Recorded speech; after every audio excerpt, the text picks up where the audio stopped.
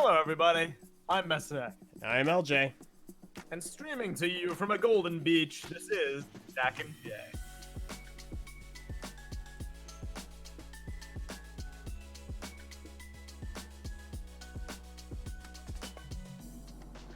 Hello, everybody, and welcome back. Thank you all for joining us again. Did you guys do that live? Yeah. That sounded freaking great. Yeah. We did. I thought that was a recording. No, we are planning on making it a recording because sometimes when I play the music, it'll fade Meso out. But yeah, no, that was live. Yep. Dang. All right. We got it down pat. Hey, Yeah. Special guest Var, everybody. Hello.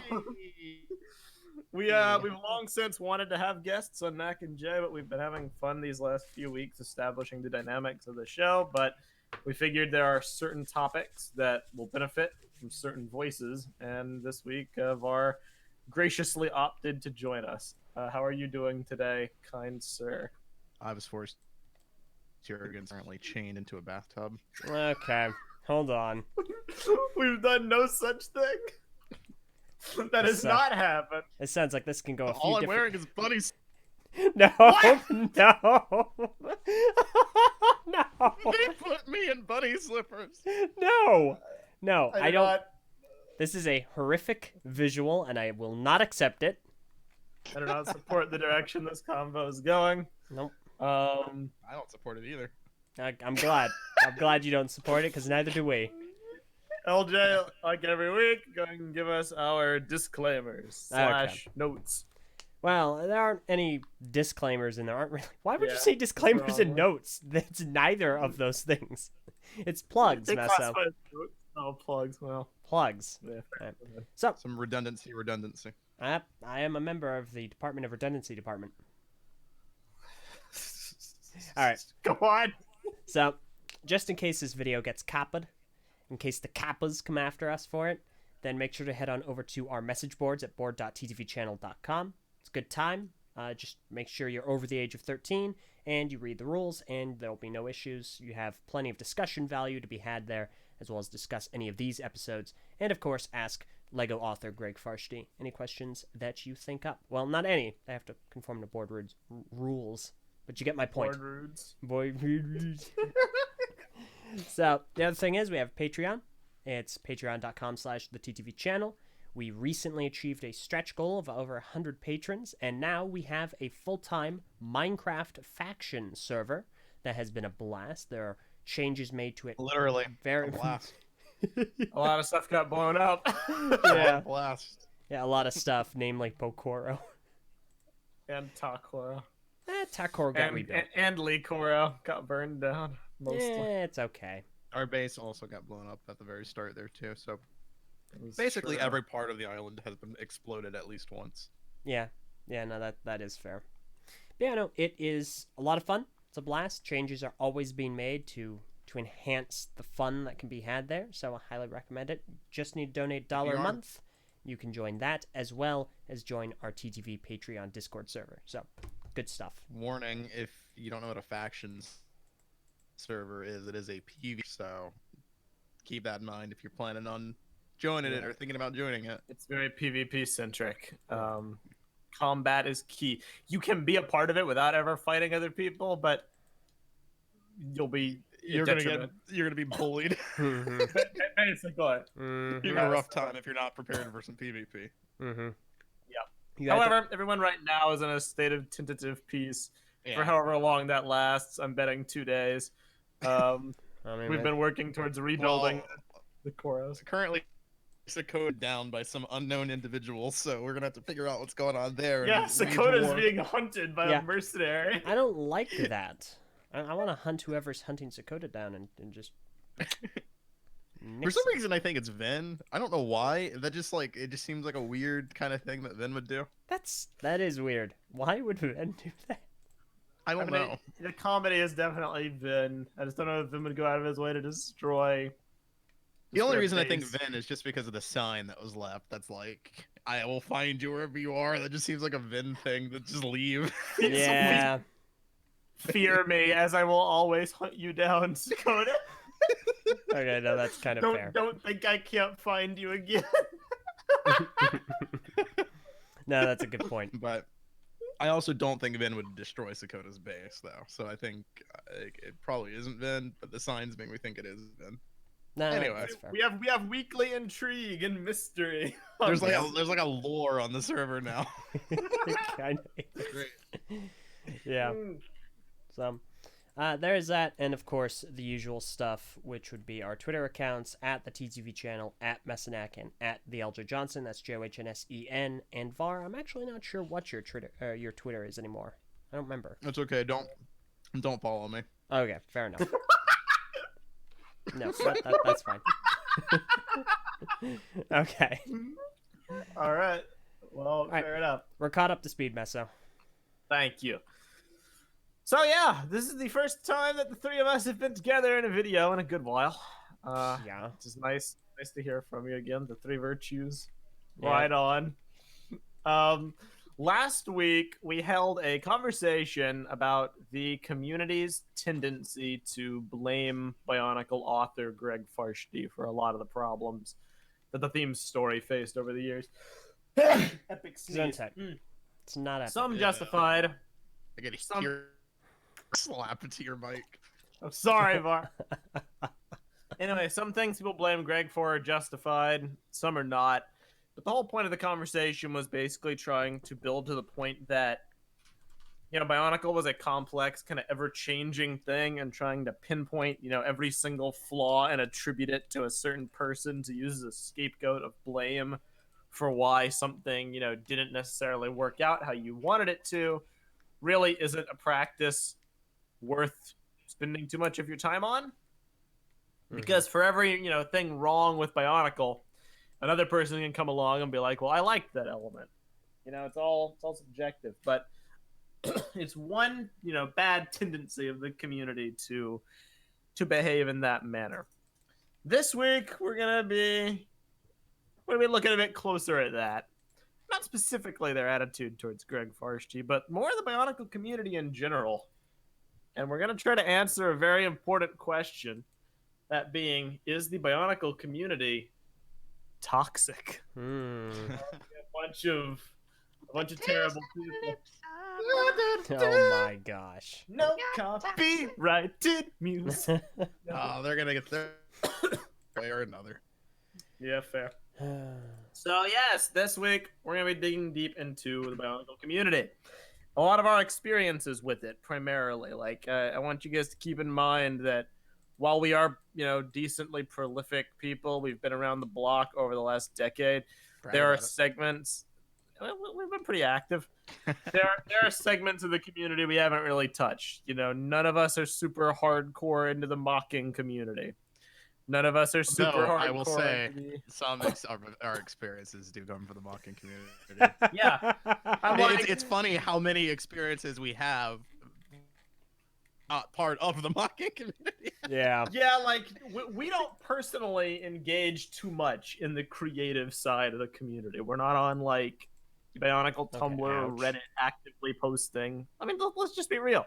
We don't make stop motion videos as part of the stop motion community. We don't post mocks as part of the mocking community. We don't actively post art or written stories as part of those creative subsets. And we're not really a part of any of the large-scale Bionicle fan projects. We operate in our own bubble, and we do things as a part of each of those groups, occasionally, of our own, you know, volition, but we do them as part of the TTV identity. And we will back around to this idea, I think. Yes. That definitely plays in. We will. That will come back. So just keep that in mind when you listen to us talk. We are operating from the perspective of observers. We've interacted with people from all these different groups, and we have some stories, and we have some, you know, things we have held, just some experiences we've had. Just realize that we're not a direct part of any of these groups. So if you want to take what we say with a grain of salt, feel free to. But I think it puts us in a pretty good perspective to talk as objectively as one can about everything we've seen over the last decade.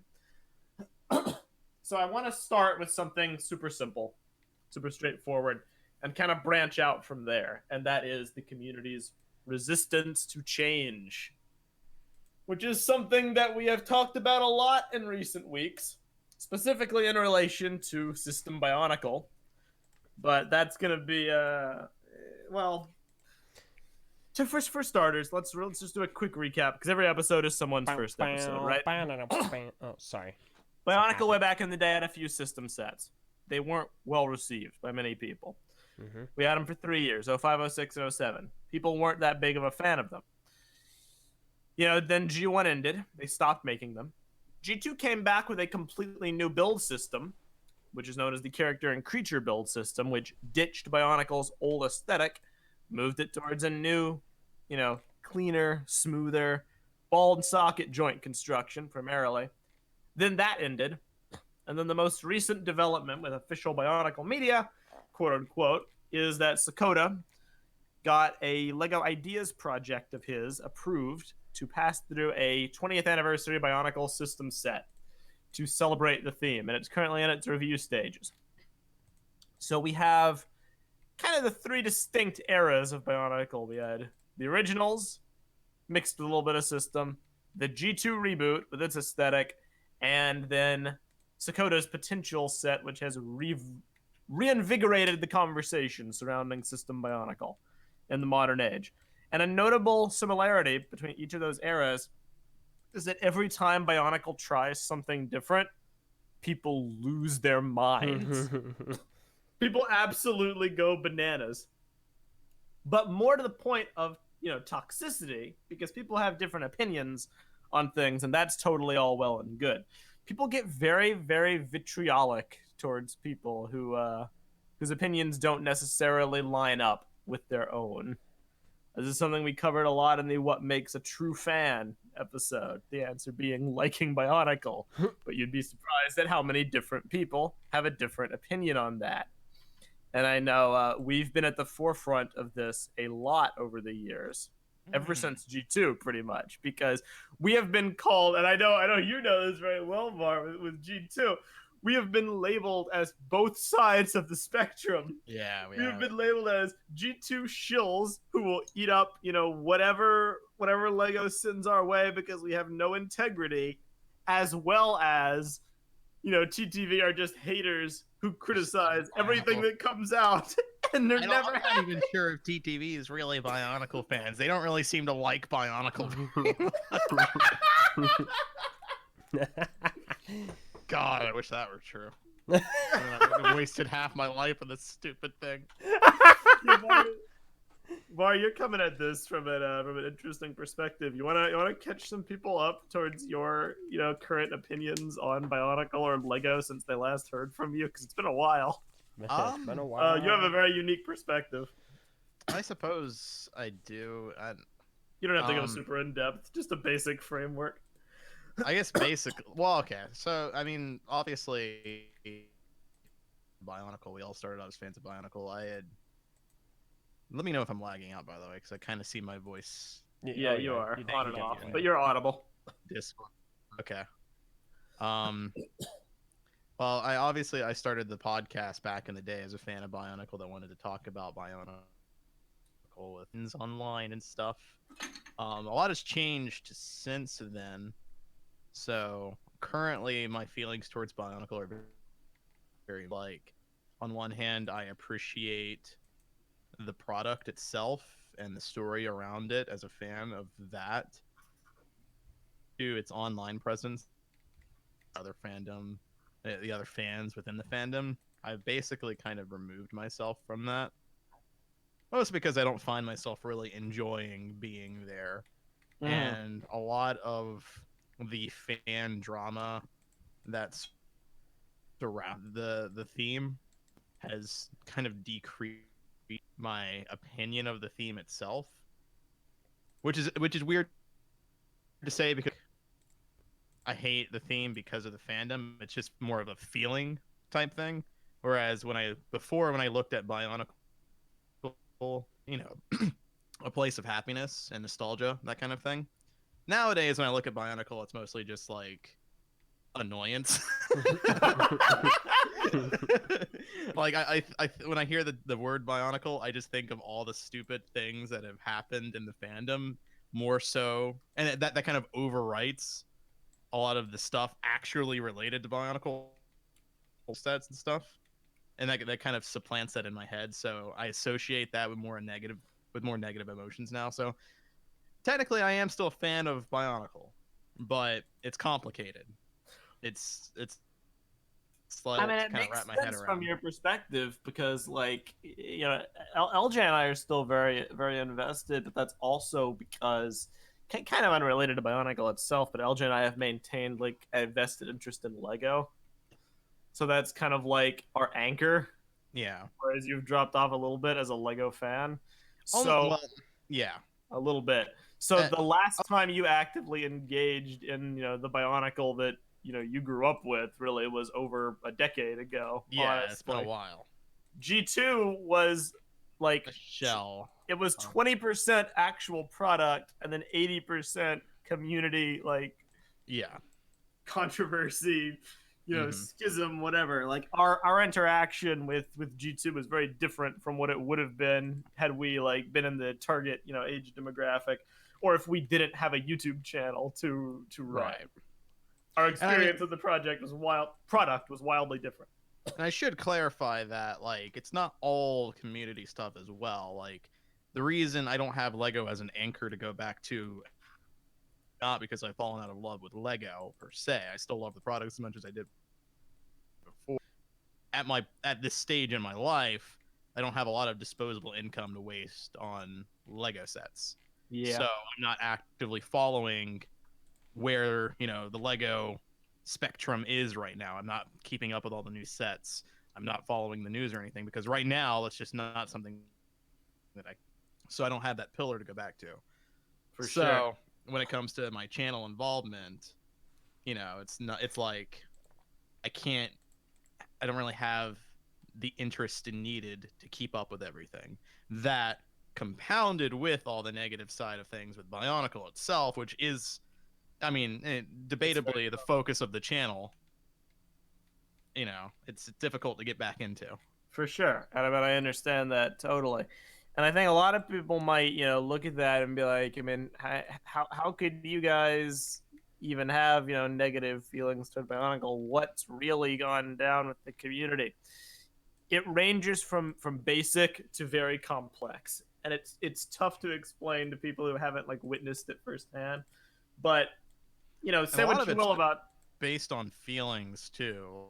Like I would imagine that just us explaining things will not really convey why it's a big deal to us.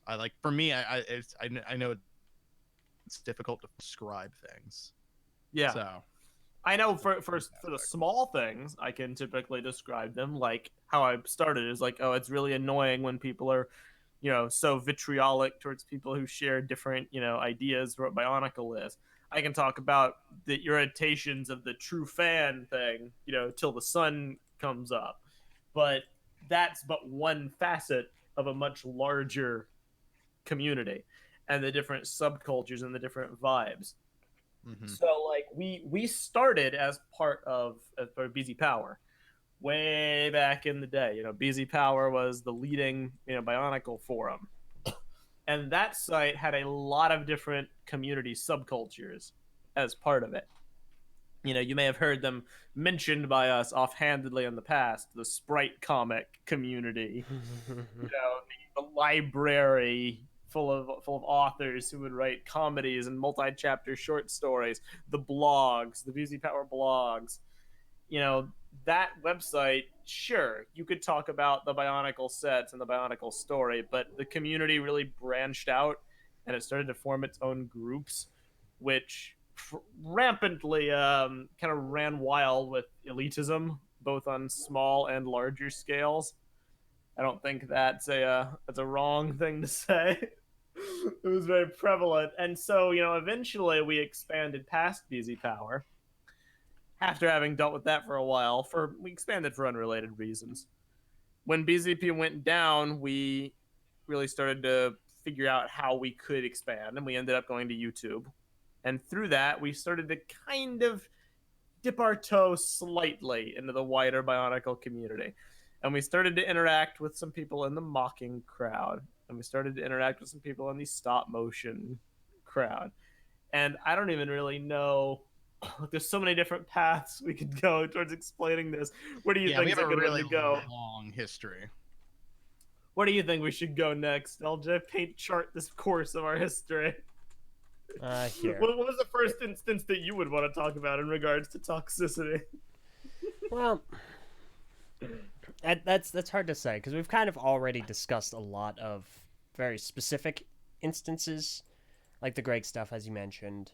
I mean, G2 is a very general thing. I want to first, for us, I think we could talk a little bit about maybe some of the issues on BZ Power. Not necessarily relating to maybe why we left, but BZ Power was a very large website. It's a very expansive place, especially in Bionicle's heyday, where you had thousands, not hundreds, but thousands of people on at any given time. It was a big website, very popular, and it has something that I still have not found on any other website since. And that's this kind of unique culture. Mm-hmm. And I don't know what it is, but over time that culture just kind of shifted. Because I remember back in the day, being on BZ Power, a new book would come out, or new sets would come out. And my favorite thing to do was to go online, go to the Storyline and Theories forum, go to the set review forum. Well, I don't know if they had that then yet, but just see what other people were thinking, see what they were talking about, and just getting to see all these people kind of discuss it. Just discuss it and discuss its merits and just have conversations and discussions about things. And and at a certain point, like around 09, 10, 11, the whole feeling kind of shifted. Do you guys remember that? Like it just it started to gradually slide. It's tough for me to say because I unfortunately didn't join until late 2008.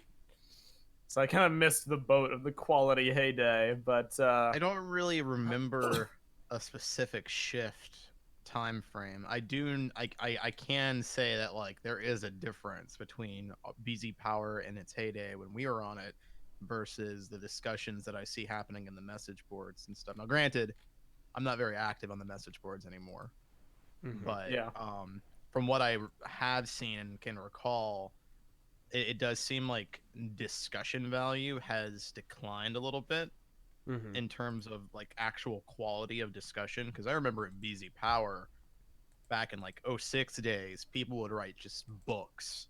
Yeah. Of having like back and forth conversations about things, and for the most part, it was pretty civil. Nowadays, it feels like it's more like short sentences, and like I guess the Twitter phenomenon has kind of discussion a little bit, where everybody tries to kind of keep their opinions in less than 20 or 240 characters, you know. So it doesn't seem like that has translated very well to the modern age of the Bionicle community. Because I remember I would have discussions on the boards, and not real like I would put a lot of work and time into my posts, and then the responses that I got were not quite as well thought out. It felt, but and that's hard to say. I definitely think that's a subset of the social media age evolving, like you said, the Twitter mentality. I think what we're experiencing nowadays is people moving away from forums. People tend to be very brief, very curt. If it isn't a meme, then it's just some kind of quick to the point expression of an opinion.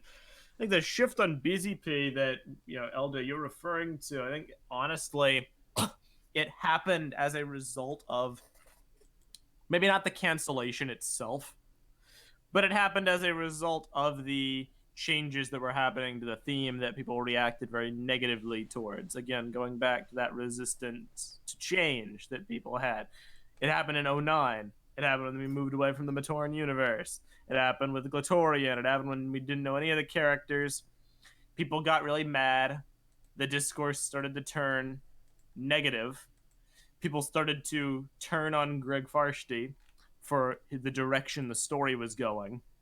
And then when the theme ended, all that, frustration that had kind of been building up didn't really have anywhere to go because you couldn't really target, Lego. Their decision was already made, and people instead opted to put their effort toward petitions, which I'm not going to talk about. I've gone into that. You can't really go against Greg because Greg was the only one still continuing the story. So, and this is the point that I really believe in.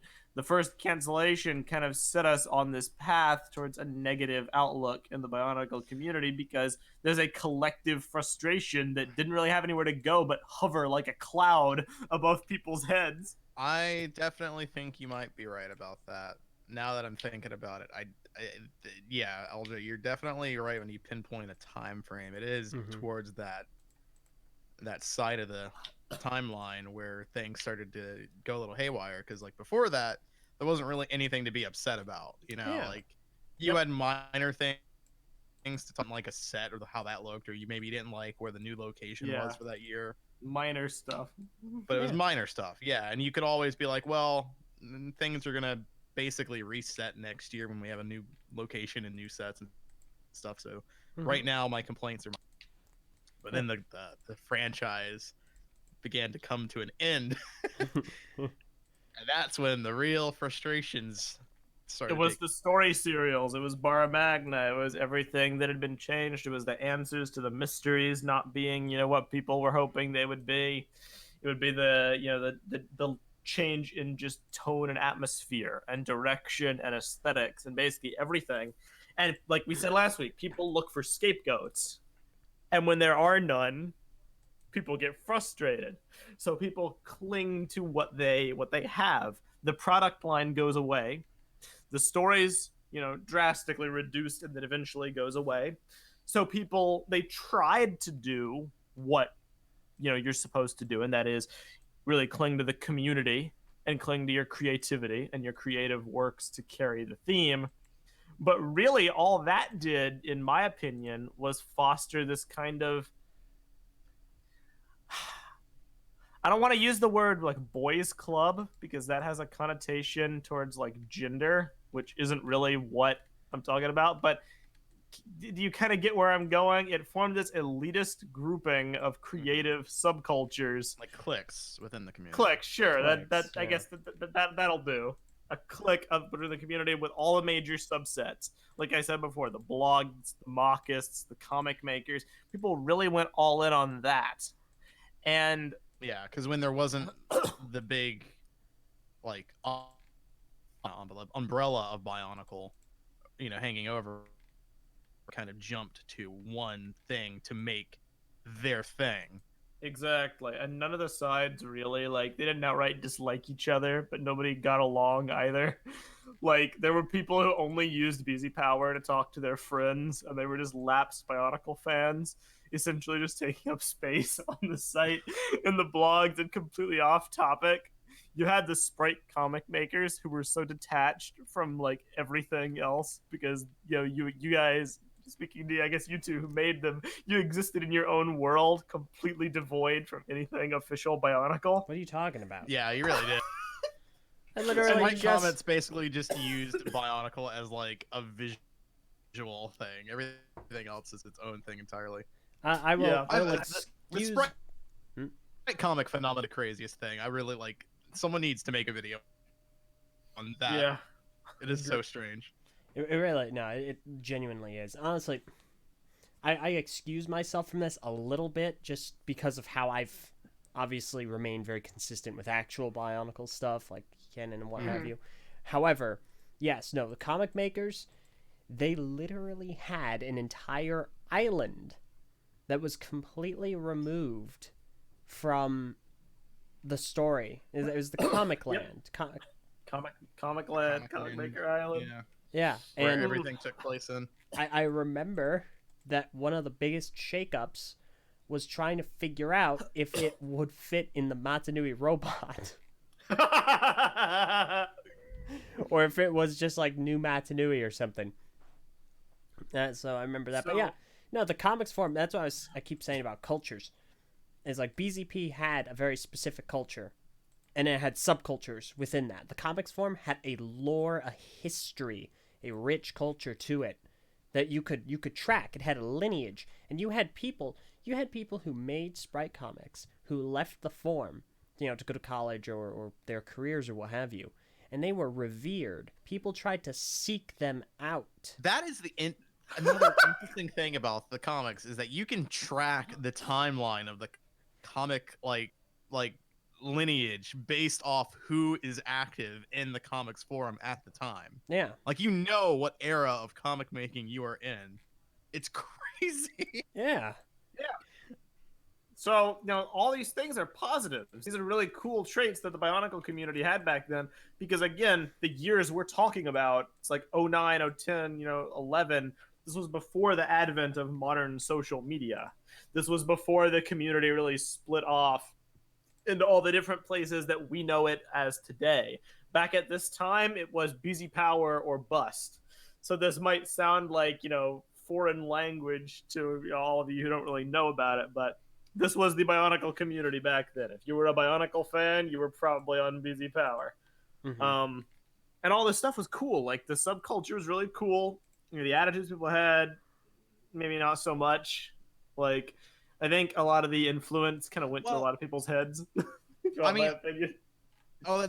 does kind of go into some of the things you guys have talked about in previous episodes, which is the gatekeeping, because there wasn't this big umbrella of Bionicle to kind of hide under, and people did form their own cliques and subcultures, weird things started to happen towards the end of BZ Power, where you had some forums that hated other sub forums. Do you guys remember the comic making forum versus the comedies forum? Yeah, that was a big thing, and it's but why though? All you do is write words. You're not as good as us who write words and pictures. You don't make your own artwork. You don't make your own sprite kits. It was weird. It was okay, so because you don't insert this thing here into your creative outlet for this fandom, you are a lesser fan than I. It was weird. It was really strange. I don't understand that mentality People at all. were very this was a thing that was very vocal. This was not a minority of people. There were a lot of people who got really This was mad. the majority. Yeah. Right, yeah. Said comedies forum. I don't get it. I don't know what happened. Well, I think a lot of it comes down to, and here's where we'll veer into interesting territory that I don't think we'll spend too much time on, but contests was the that's right. That definitely the major thing that BZ Power had back then was forum-wide contests based on each category of creative works, and for a while it was basically just mocking. But then there were times where they expanded the contest pool into other areas, like written stories, which were a rarity to actually have a contest with judges and prizes, or comic making, which I don't think had many contests at all. I think it had a few. I want to say it had 3, and the first 2 were rough. Yeah. Rough. Yeah. Because at this point, mocking was the favorite creative outlet to get all the prestige. They were the ones with actual prizes. They were the ones who you could actually be featured on the front page or whatever, or go vote in the mocking polls or whatnot. But just because the product is Lego, there's plenty of other things you can do than just make your mocks. There's artwork. There's the comics. There's stories of multiple genres, multi-chapter, short, comedy, etc. But immediately already, your mind kind of jumps to okay, but really the mockists are the true fans because they're the ones actually playing with the product itself, right? Immediately that's in my mind, you can already kind of pinpoint where the mentality starts to build. It was absolute lunacy. Also, there were also RPGs. BZ Power was very heavy into text-based RPGs that also had contests, and that was another weird subculture that kind of arose. Eventually, BZP stopped being a place for, hey, let's go and talk about Bionicle, and it started being literally people making in the chat, they're making jokes about the BZP faction server. That's accurate. Yeah, It was no, like that's totally it. five different areas, and you go to your corner, you stay there, and you never leave. Yeah, you make you make a name for yourself in that area, and if you come out, I've had this happen before, where because I dabbled in comics, I made a comic series, and then I would go to another form, and people. It's like a completely new country. It's like a completely new country. I would have had people say, "Who is this guy?" Oh, he's from the comics. He's from the comics form. I've heard that before. And I'm like, what? So freaking what? It's like people would actually have never heard of me on the website because I wasn't in the comics form. When I go to the comics But you form, would immediately elicit a reaction just because of the forum that you were from. yeah, There's a absolutely. stigma. It was crazy. And here's the thing. I still have not seen a Bionicle website capture that ever again. Yeah, No. no. Like, This is very never again. specific to BC Power. For very sure. specific. And I hate that and I love it at the same time. I hate it It's because because BZ Power was so big, It- and no other Yup. place has been nearly as big as BZP. Back when BZP was in its heyday, there was nowhere else. You were either on BZ Power or you were banned. Yeah, I mean, essentially. yeah, You might think he's joking, but not really. no, you were So- you were banned on BZ Power or on moderator. Sorry, filter. MOD. Yeah, No- pretty much. Nobody was on MOD. Mask of Destiny. Well, that's what I meant. Like, if you were on Mask of Destiny, it's because you were banned. Yeah, from BZ yeah. Power. So all these situations sprung up. People started like acting dismissive towards people in other groups. The contests came along, of which there were a lot of controversies, mainly to do with popularity contests. Because yeah. let's look at it this way. You know, you're making a contest that is not judged. You're making a contest where people vote, basically. You know, what is going to stop people from just voting for their friends? Oh yeah. Yeah. The answer is nothing. People just voted for their friends all the time. It was a big fiasco every time there was a contest that came along, because it was basically just a case of like, you know, how many votes could you get from people who you Yeah. knew at any given point. We all met on a BZ Power chat room that Vin ran, right? Well, that's where we all became Yeah. friends. I remember whenever there was a contest, every single contest, no matter what form it was, every single contest, if someone entered it, they would immediately jump over to the chat room and be like, "Hey guys, can you vote for my thing?" Yeah, voting. because that's just how the system works. Like, results are public, people's names are public, attached to the entry that they do, and you're in a social atmosphere with cliques, with people you know, that's very popularity centric. The contest system, which made up the bulk of what BZP had, was completely devoid of any kind of integrity, basically. And that's how it always was. And, you know, to pretend otherwise is the height of lunacy. That was literally how it always was. It was how it always was, but there have been people over the years who have tried to say otherwise. Yeah, I guess we Um, could that ties into one of our first issues then. I guess. I Do a little segment. suppose. Yeah. Do you want to elaborate on this, either of you? Yeah, no, we can kind of discuss it. If it's what I'm Okay. thinking you're talking about. It's the I'll reason let, why yeah, it is. it's the reason why BZP doesn't currently show the names for any of their entries, and why all the names are Yeah. hidden until after, and all of the Yeah, in results, case you poll results are hidden. if you're on BZ Power right now and you've always wondered why they don't show any of that, it's because of us. It is literally because of us. Because what had happened was BZP was running a contest, a mock contest actually, and in one of their polls, it was broken up into several different ones. One of their polls had a staff member who was a part of it, and he was tied very close with another person. Well, it was toward the end of the poll. It was about to end. Black Six had made a tweet and was like, "Don't forget to go vote in the polls." Yep, don't forget to go vote. So we were like, all right, let's check this out. We were all talking in a call or what have you. And so we go and we all look at the entries. We voted for the other guy, the guy who wasn't a staff member. Excuse me. And again, it's almost done, so we all vote for the other guy because we really like the mock. And wham. The poll ends, the other guy wins, and BZP was not happy about that. Not at all. No. Because he won at the very end with a surge of votes. And he otherwise wouldn't From have us. from us. So what ends up happening is A, I think they redo the poll. B, I They think do. any of us that were a part of it were suspended for a week. Yep.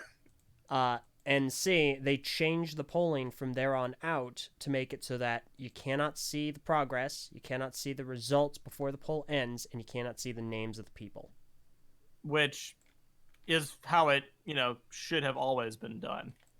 Because this staff member in particular, we at that time weren't on good terms with. We were on awful terms. Yeah, So awful we're on terms. very There's just awful terms. some context to it, yeah. Because, literally, I think earlier that day we had gotten into a spat with him in a blog, I think. Yeah, it was that day or that week, either one. Something like that, yeah. Either way, so the staff member that was in the lead, we were like, oh, I don't really like that guy. And there was this other Honestly. mock that we did like from someone From a we guy didn't we like. knew. Was there Yeah. Did we know him? Who? Not well, but I knew of his Not name. well. It was a Lord Oblivion, to name Yeah. names. Oh. He was very okay. popular. Again, We weren't best friends with him now. no, Yeah, but I knew of him and I liked this stuff. And again, mocking was a popularity contest system polls. So if if you really want to break it down, Lord Oblivion was popular with us, and then the staff member was not popular Oh my with gosh. us. Right. So we voted for the guy that we wanted to win, not the guy we didn't want to win. Yeah. I think the thing was though that we all I remember that we intentionally waited till the last minute to vote though. Well, it's because we're in a call. Like, this is what people don't understand, and they never understood it back then, and they still don't understand it now. Because it's a unique situation to us. Every time we tried to explain this to people back then, it fell on deaf ears. We're in a call discussing things. We run a podcast. We're in a discussion mindset. So we're going through the list. We're checking out the mocks, and then we see, oh, the poll's about to end. Let's make a snap decision. Who's in the lead? Yeah. Will our vote actually make a difference one way or the other? We see who's in the lead. We're like, okay, let's vote for this guy. But because no one else shares that, being in call all the time and discussing it, it carried a bad connotation. And because it was a staff member as well, the reaction was very over the top negative towards us for doing it. Well, here's the thing. I don't think the connotation or the reasoning or any of that, it should even matter, because at the end of the day, you did what you were supposed to do. And that was vote for the person you wanted to win. That's literally what a poll is for. It doesn't matter why you want them to win. It really doesn't at the end of the day. If you're going to have a contest where you're going to open it up to voting from the entire community, then that is how it's going to happen. It's going to be whoever votes for who they want to win. That's how they're going to win if you do it that way. That's why that's why a lot of contests nowadays have judges instead, which is a better idea. Mhm. Yep. That's why usually the only exception we regularly make to our contests is if it's like for something that doesn't really matter, like the top 10 lists, like organizing the order in which the videos or the moments will go in. Other than that, all of our contests are judged. We have complete and total control over the ending winners of contests. That's it. Just you post it here, we decide which one we like, and that's how it goes. And to try to remove bias, I believe we don't have any. None of the TTV members can enter, right? Correct. That is entirely right. It is consistent. If you are a member of TTV or contribute actively to the channel, you cannot participate or be eligible for prizes at all. And if you ever wonder why that's the case, It's Because of this. it's because directly of because BZ of this. Power and the Because- stigma that contests have associated, because these cliques, these people who formed these, very elitist groups of people were 9 times out of 10 staff members. Yeah. And that's not necessarily an evil thing. It's because the staff members, obviously, they're active in the fandom to a point where they are able to be busy power staff because they're active in their respective fields. Yeah. And if you're active, you're likely to be, decently skilled in what you do. Ergo, you enter contests, not comments. But when you do that, it runs the risk of bias because it's a popularity contest and everybody knows who you are because you're a staff member. Right. Remember on BZ Power, entering into a poll that anyone could vote on, you're basically guaranteed a victory regardless of what you actually put out there. Unless you are not, in which case you ban the opposing group. Yeah, unless you lose, in which case then you ban whoever voted against you, which is exactly what happened. And keep in mind, it's not like we broke any rules. There were no rules for anything. No rules. Anything like this. It was either never considered or it never happened before, but it didn't matter. We broke 0 rules and got full punishments. We got banned because we all voted. We happened to have voted at the same time at the end of the poll, which, to be fair, I get it, optics, kind of. I understand being frustrated about it, for sure. But then to go around and use powers and abilities on this major website to take it out on the people that you dislike, I don't know, went a little overboard, I think. Yeah. It soured a lot of us towards BZP for a while. Nowadays, water under the bridge. Yeah, we're all older. I get being frustrated. I might disagree with the policies still, but we've all moved on, Gesundheit. And the days of getting upset about being removed from some fan site for a toy for a couple of days, they're past me. But you'd be surprised at how many people still bring it up. Yeah, that is true. It is interesting that the people that seem to really care about it are not the people directly involved. Literally, I joined the BZ Power Discord server because I realized they had one and I thought it would be cool to check it out because I support them moving towards a non-forum way of integrating with the community. I joined the server and literally within like 20 minutes of me joining, I'm like, oh, hey, how are you guys doing nowadays? After you fixed that contest way back when. Like, people That's crazy. People cannot resist throwing it up. I'm gonna go find the direct quote. I won't name the person. Yeah. But it essentially, it's crazy that is. Well, I guess I sort of understand if that is literally your only interaction with us ever within the community. It was just you heard that we fixed a contest one time. Yeah. If that's what it's for, then I guess I can kind of understand someone bringing that up because there's way more things to talk about. There's a whole subset of the community that is the extent of their knowledge towards us. Yeah, and it's pretty sad. I guess I can kind of understand that a little bit. If it's more of just a pure ignorance thing than it really is like an active dig or anything like that. But honestly, yeah, it is just kind of funny, like something as silly as that, innocuous as that, something that was very common during that era, that time period, has transcended time, and it's now a thing that we're known for, I guess. That's like the only thing about it that still frustrates me about that whole subculture is just that it was how contests worked, and it worked against us numerous times when we participated. You in particular, Eljay. You were on the receiving end of vote rushing and whatnot because of a negative bias. Vote rushing. I've had campaigns started against me. I've been labeled a variety of different negative negative things because of it. It's been against me several times. It's been very frustrating. But I want to stress the point. I don't think any one of us here really holds that against anyone. No. It all happened. It is water under the bridge.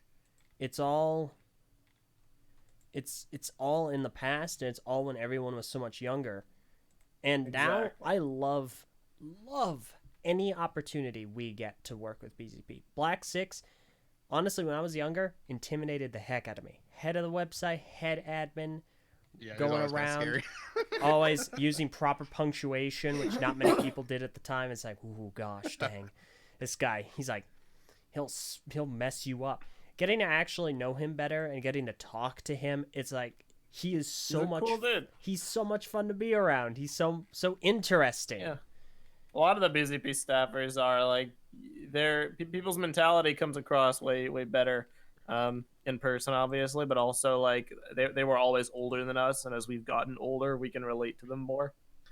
On the BZP Discord server, B6 made a comment a while ago because people asked, do you guys and TTV still dislike each other? And he was like, that was years ago. And they're like, what happened? And he was like, they got older and realized why we did the things we did. I was like, yeah, pretty much. Like, I relate to them a lot. There is a lot of things you could take for granted when you don't have to running the largest Bionicle forum on the internet. It's like, exactly. Yeah. And it's those kind of interactions, being able to grow up and have a different perspective and come to a different kind of interaction with people in the past who I had negative feelings towards, that's allowed me to grow in the Bionicle community, which is why it's so upsetting when I reach out to join the Discord server and I found the message, by the way. Literally, I'm like, hi guys, how are you all doing this evening? Are you one of the TTV folks? Yeah, I'm one of the folks. I'm the head of the podcast. So you deign to rejoin the site that killed Bionicle according to your conspiracy theories, right? Well, I guess you need to be on board in case Pat enters a contest again. Oh my god. Literally, that's salt. That's salt. And this is from somebody who not only was not related to the entire incident at all, but is somebody, he's a mockist I know that I used to like admire his work a lot and be like, this is really good. So it's like, ouch, man. Yeah, it's like I know. Wait, okay.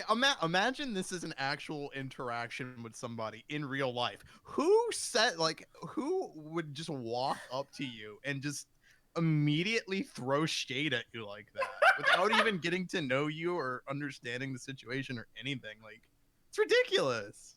Yeah. And I didn't take the bait. I was just like, lol, XD.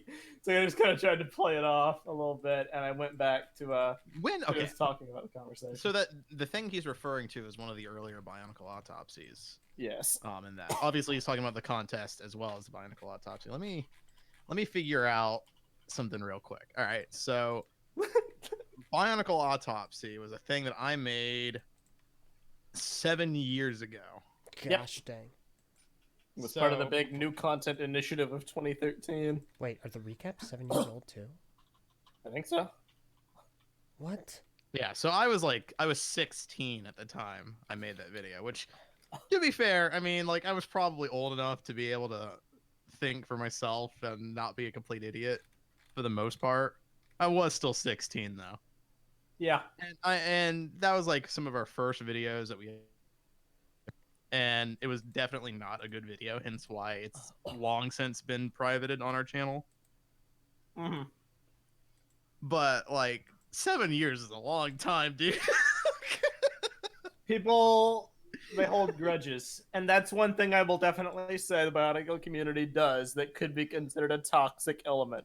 They hold grudges, and it goes way beyond BZ Power. We'll get into it, but it goes way beyond them. It is a common trait, though. People do not forget, and they rarely forget.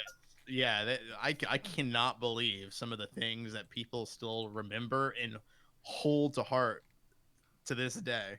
Literally, my greeting was just completely innocuous. I was like, hey, guys. And then, I kind of gave it the benefit of the doubt, and I was like, oh, maybe he's just memeing because he did do a smirk emoji. Maybe he's trying to just play it off. But then, like a month ago in January, people were like, I don't know a lot about TTV. Why are they so hated in the Bionicle community?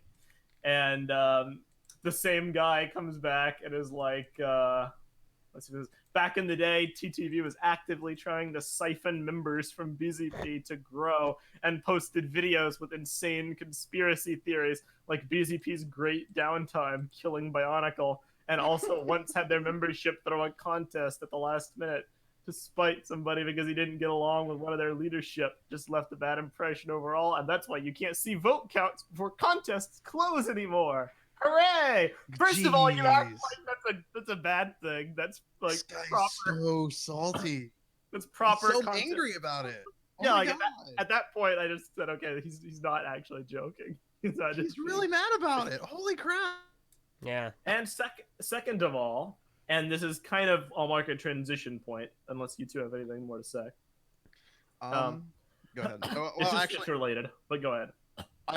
I guess I would clarify referring to and how it sounds by how he's referring to it and what was actually said in the video and what was meant by what was said in the video. Yes, that's kind of what I was building towards. Okay. Here's a news flash to you and to anyone in the Bionicle community who still uses that video as an example of why we are supposedly untrustworthy individuals.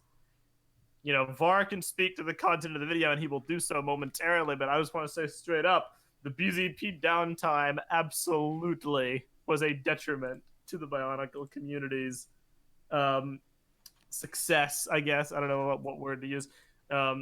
Prosperity, I suppose.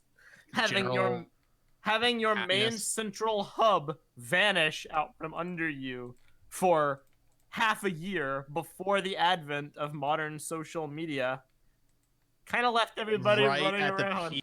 Right at the peak of the Bionicle, everything collapsing. Like, Bionicle, didn't it just end when this happened? Yes, it was like a year into its ending. The Storials, wow. That's a funny name, I'm going to use that. The story serials were still ongoing at this time, I believe. And it just vanishes. If you're going to tell me that that's an insane conspiracy theory, then you're a lunatic. But there were elements about the video, which you can clarify if you want. Oh, yeah, for sure.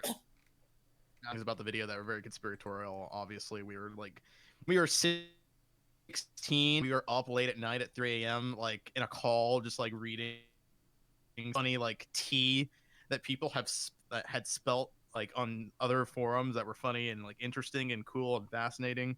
And I just wanted to, like, put that in the video. But the crux of the video wasn't to demonize BZ Power or villainize the people running BZ Power at all. It was just kind of like, it was basically a history like video, just like kind of documenting what happened during this point in the Bionicle lifespan.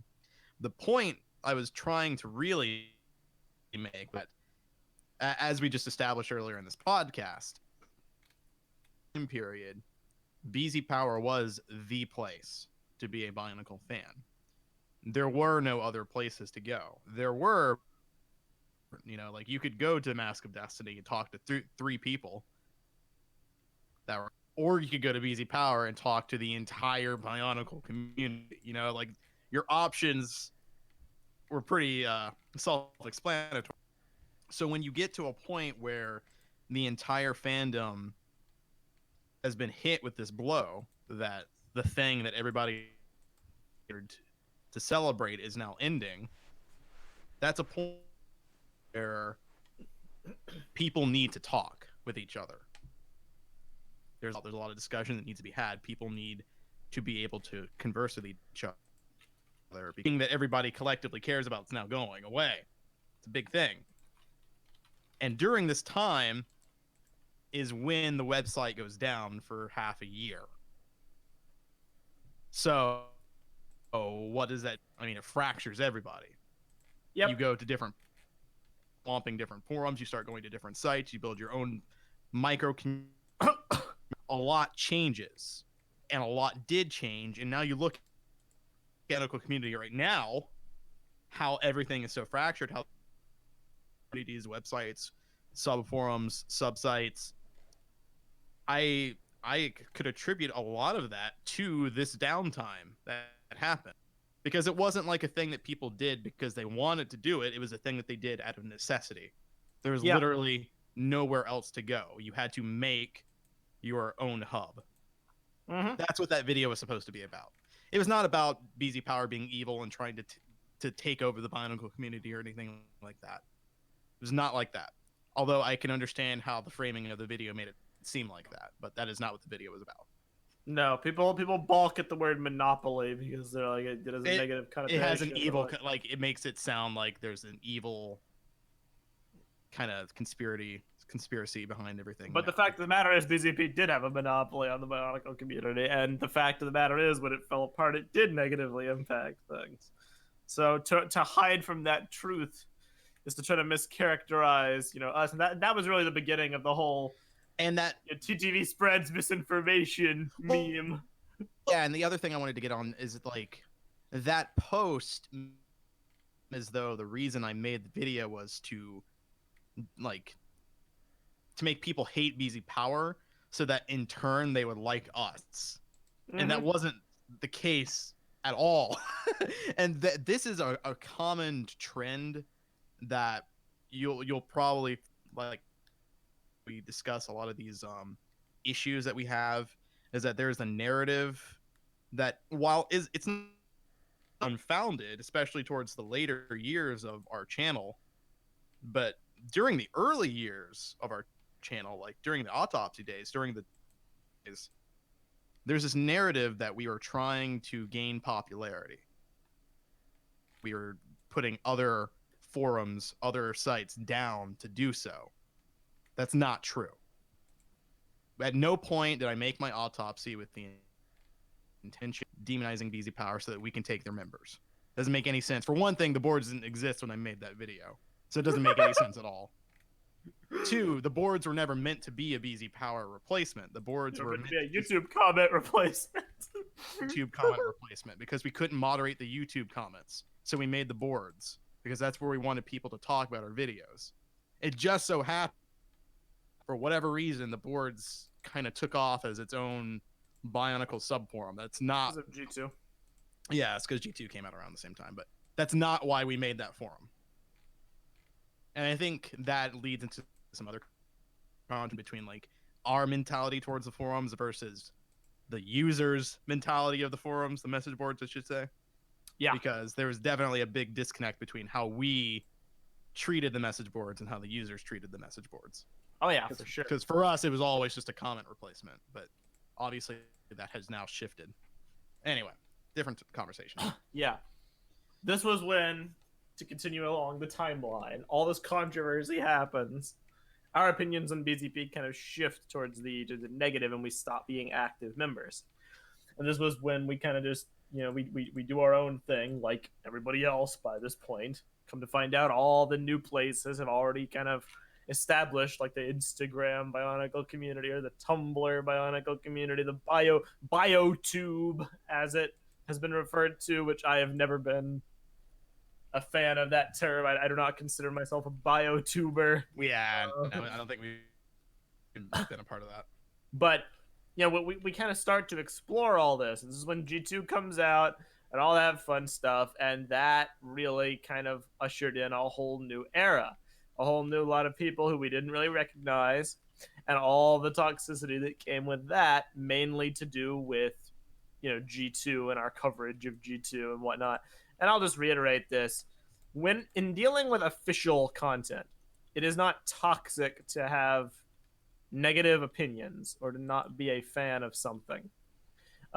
Like, you should not be shamed for having an opinion, nor should you be allowed to have a negative opinion. Rather, it's more just the over the top vitriol towards everything is basically what it boiled down to at that time.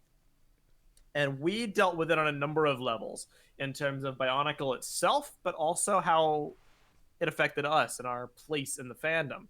Because at this point, we were the primary people doing news reporting and coverage for Bionicle G2. And like I mentioned earlier, we were labeled as everything from, unfair critics to CCBS shills. And I'm like, at what point are we just like people who are allowed to have opinions on things? I don't know, man. But this was really the point where our opinions shift from being passive fans to another focal point in the community, and that was a big deal. It was definitely weird for us though, because like we jumped in popularity, I guess, or infamy, depending on who you are, like with a drop of a hat. You know, like one day we were nobodies, and then the next day everybody knows about us and has some kind of opinion on us, and we're very quick to give. You know. Yeah. Oh, I remember what happened during this time period. Thank you, Orakume. This was NYCC. Yeah. This was the Vahi thing. This is the big one. Yeah, the Vahi Oh thing. boy, the Vahi thing. Well, to this day, I still really don't understand why this became a thing or why it happened. I think we talked about it recently. We did. I don't want to go over it too much because we did cover it during G2 why it failed, I think. Yeah. I'll say as a summary for I think the reason why it blew up how it did was honestly, as much as I hate to say it, it's just because it was us saying something which apparently nobody else heard. It was the fact that we asked questions which nobody else did, and we questioned the narrative that it was a hard reboot. And in trying to figure that out, we were told things which could be interpreted differently by different people, i.e., you know, maybe not everybody agrees on what the definition of a soft reboot is, or maybe not everybody has seen the Star Trek movies and knows, you know, what they did, etc. So it was a lot more palatable to say, well, who's really lying here? Is it Lego, or is it, you know, those upstart amateur TTV people trying to get popularity, who heard something said on an off-recorded interview and are just trying to rock the boat by being contrary to Lego's official, you know, press releases. Yeah. I get why it was framed in a negative light. It's just irritating because the style guide vindicated us all those years later, and we totally did hear exactly what we said. Yeah, like it's just it's frustrating. Once again, it goes back to this thing where it's like, for whatever reason, people want to make it out as though we're trying to game the system, like we're trying to get ahead by intentionally being misleading and like taking over the community or whatever. It's weird. We asked a guy a question, he gave us an answer, we repeated the answer to everybody, but for whatever reason, we were made out to be liars, trying to misdirect everybody. I don't understand it. I just don't get it. It's bizarre to me. But at that point, you know, we were targets basically, and unfortunately, that stigma has persisted to this day, which is very irritating. And that is that TTV is somehow constantly liars or spreading misinformation. Yeah, a lot of people still say that to this day, and when you ask them what the misinformation is that we have supposedly spread, no one ever seems to have an answer. Yeah. Yep. So at this point, I think the next big important thing to mention would be our interaction with the mocking community. Yeah, well, I think there's a good segue for it earlier in the sense that people online, you cannot get the same kind of understanding of how they are, how they would act, how they would interact online as opposed to in person. Because most of basically everything we've been talking about this entire time, which I want to stress again, is not intended to come off as like an attack against BZP or to dredge up the old hatchets that have been buried much, much long ago, well before this. You know, I like working with BZ Power. I like Black 6. I like DV. I like basically anyone from BZP that we get to work with or interact with or talk to, because they're just people like we are, and they're fun to interact with and talk about the shared hobby with. So I don't want this to come off like that's all this is a dredge up, or that we're still upset about it. We're not. Yeah, but like I said at the start, our experience has been unique to most people's. It's painting the narrative. Yes. That's why we're going through this, because all the negative mindsets that people in the Bionicle community have. Yeah. It's like, these are not BZP exclusive problems by any means. Yeah. They're just snippets from our history. I'm sure that somewhere out there in the mocking community there were similar disputes with under a similar set of circumstances. Absolutely. But we can't speak to those because, like I said at the start, involved. we're not part of those communities. Yeah. We can only speak to our own experience. And I could sit here for an hour and simply like hone in on the CCBS and the system angle, but we've already talked that to death. This is a fresh kind of perspective. So that being clarified, reinforced, stated, that ought to be a timestamp. A timestamp guy, you're awesome, by the way. If you could make that timestamp, that'd be awesome opossum. All right. So that being the case, most of these happened online. These are instances, with the exception maybe of NYCC. Most of these things happened online, on the internet. You can't see faces, keyboard warriors abound, so on. So eventually we get to go to Brick Fair, Virginia in 2016, and we had a blast. There was only 6 of us at the time. 5 of us, technically. The first Brick Fair. First Brick Fair, absolutely awesome. It was a great time. Fun had by absolutely everyone, and nothing negative came from it. Nothing at all. Literally only positives. Yep. From the first Brick Fair. It was Good amazing. times. Good time. Second. Back when life was still worth living. Oh my gosh. Brick Fair 2017 was the entire and complete opposite of that. Complete opposite. It was nothing but turmoil and strife and issues. And this was our first major interaction with Biogram. More specifically, the mocking community of Biogram. Biogram is the Bionicle Instagram community, who have primarily... Which I didn't know existed until that time.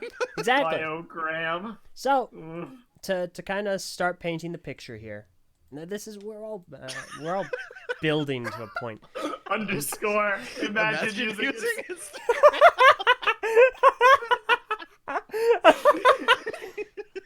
So, let me paint this picture for you all. Ven he ran a series at the time called the Mock Spotlight. He doesn't anymore, but he ran a series called the Mock Spotlight, where he would take different mocks from the community and he would spotlight them and kind of give his thoughts or critiques on them. Give advice how to make them better. And, this series, it was one that people enjoyed. People liked seeing, the mocks that Ven brought up. And one time he brought up a mock from a mockist in the Biogram community. And so he liked the mock. He gave a few points of critique. He said, hey, maybe these areas could be improved. But I really like this mock in the end. So that video goes up. We got a Brick for Virginia. Before we end up in the state of Virginia, the mockist, ends up being really upset about the video. They did not like that their mock had been critiqued. And they thought that basically what Ven had done is attacked it and attacked the mockist as well. It didn't help that Ven also said that the mockist was a guy. Mockist was not a guy. So the mockist was like, well, you're also incredibly ignorant. You didn't do your research at all. These decisions were done because I have a story attached to this mock. And Ven didn't know that either. So they're very upset about it. They didn't like what Ven had to say.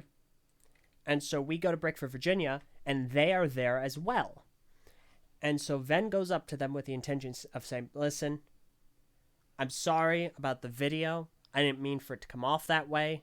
If you'd like, I'd like to take another look at it in person and co-review it with you so that I can go over any corrections or errors, and that also you can give your background on the creation as well. And we'll post it on the TTV channel. Which, that would have been a really cool, off the bat. That's a really cool idea. Yeah. That I'm doing to begin with, because I like that. Yeah. And that's what Ven did. He went up to this person, said exactly that, and the person was on board. Absolutely on board. They were totally down to do it. It was going to happen. The literal next day, they were completely opposed to it. The next day, they were absolutely not on board anymore. They didn't want that to happen. And instead, what happened after that was what you see on screen now. This Marxist and a bunch of other members from the Biogram community and a bunch of their friends made bricks, yellow bricks, and wrote Ven sucks on them. Yeah, and they started like planting them all over the place and like leaving them everywhere. Yeah, so if people like if the public comes by and takes pictures of the mocks, they're going to see Ven sucks on them. But they even got some engraved. The Ven sucks is going to be in the photos. Yeah, it's going to be plastered everywhere. And so then, I mean, I know this really affected him. This really upset him because he didn't understand why it was happening. And like, this isn't happening. None of us did. We were all so confused about this thing because I remember like when we saw this. Okay, they clearly did not like that video. So I remember going back to our house and like watching the video with the oh man, Ben must have really like piled on this mock in this video. And I watched it and he said like two kind of criticisms for it. Yeah. You know, like he was really nice to the mock. Yeah. He barely said anything. I would have been much harsher on it had I made the video. Yeah. Yeah, so it's like he even said at the end, like, I like this mock. So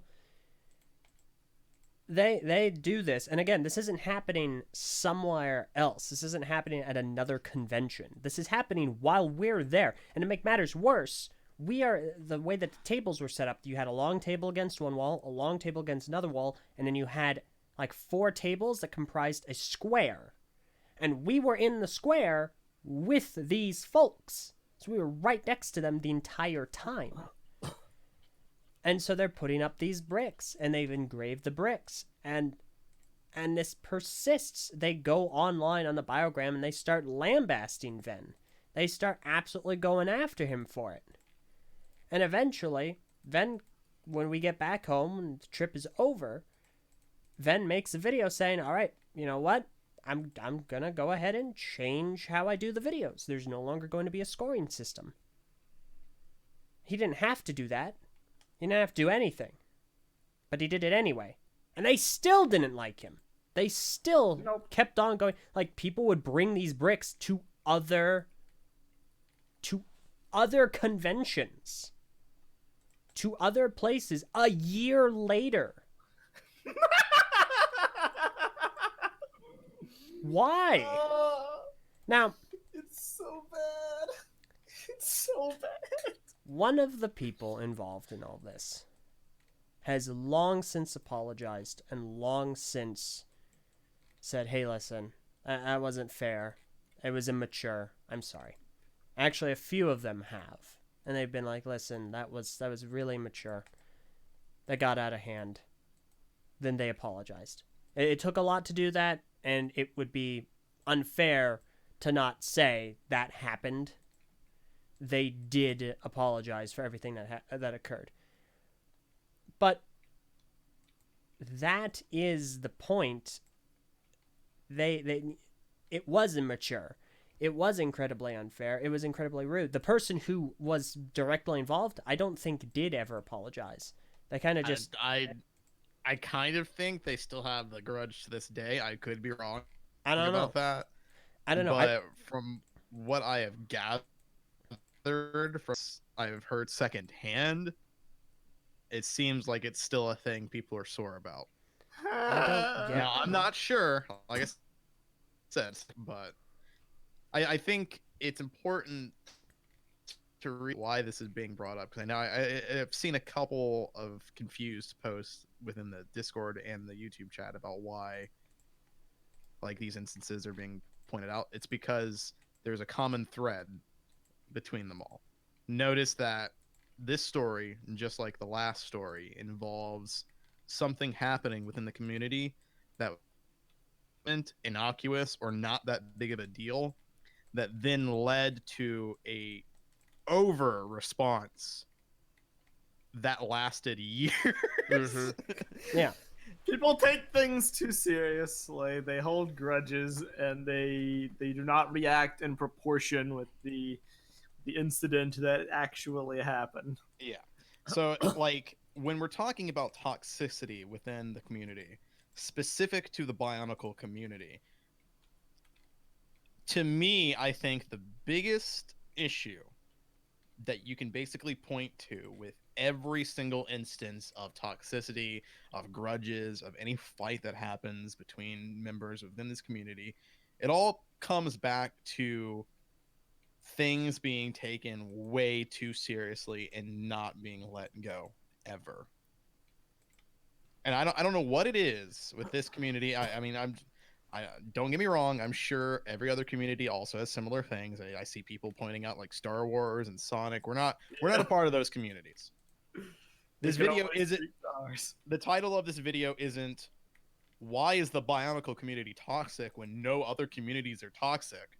It's not the title. Other communities can also be toxic. But specific to this community is our experiences and our experiences that we're listing here. And I think that it all comes back to just the disproportion between inciting incident and then the response to said incident. Yep.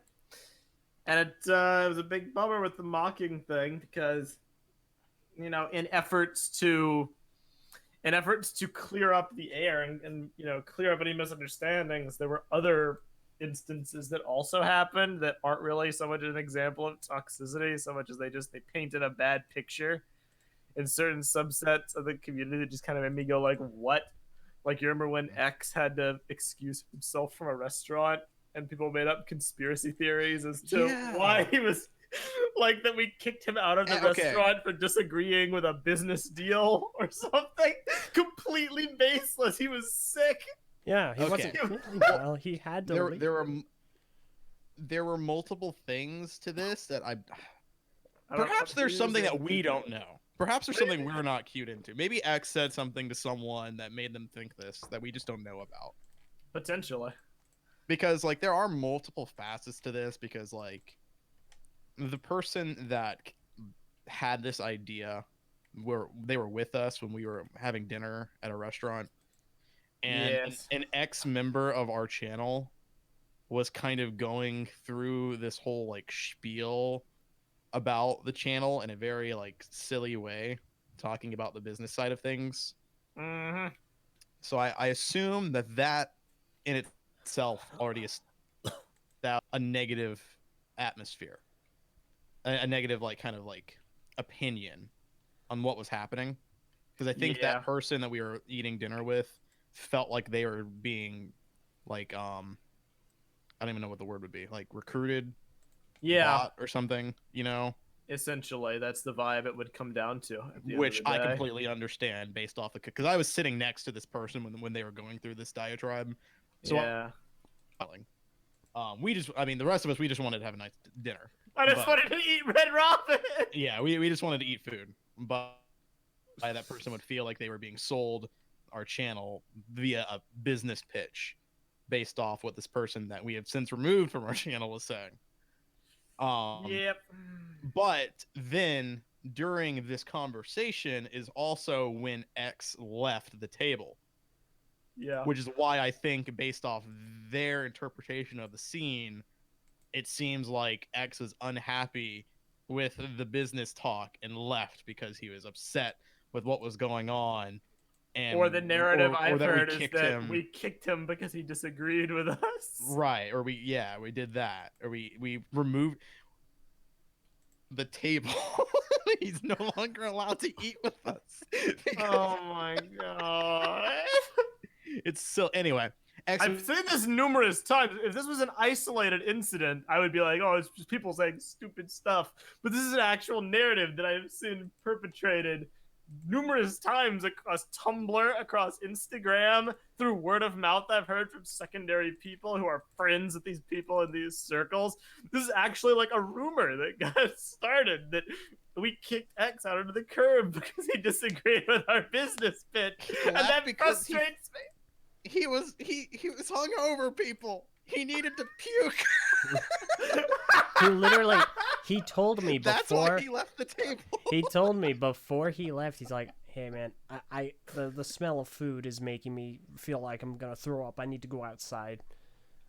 And it's like, all right, man, all right, if you need anything, you just let us know. And he walked out because the smell of the food coming to our table was about to make him throw up. That's all. That's all there was. That's it. And I think because there was already a negative predisposition towards us in that community because of the Vin sucks thing, and maybe how, you know, this person we were talking to maybe felt about the pitch. Maybe he said something to somebody, and apparently people drove by and they saw X sitting out there, so they put 2 and 2 together in their own crackpot like headcanon.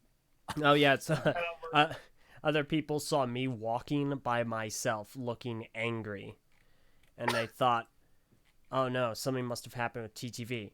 But I can tell you 2 things for sure. One, I often look angry. This isn't because I'm angry. God.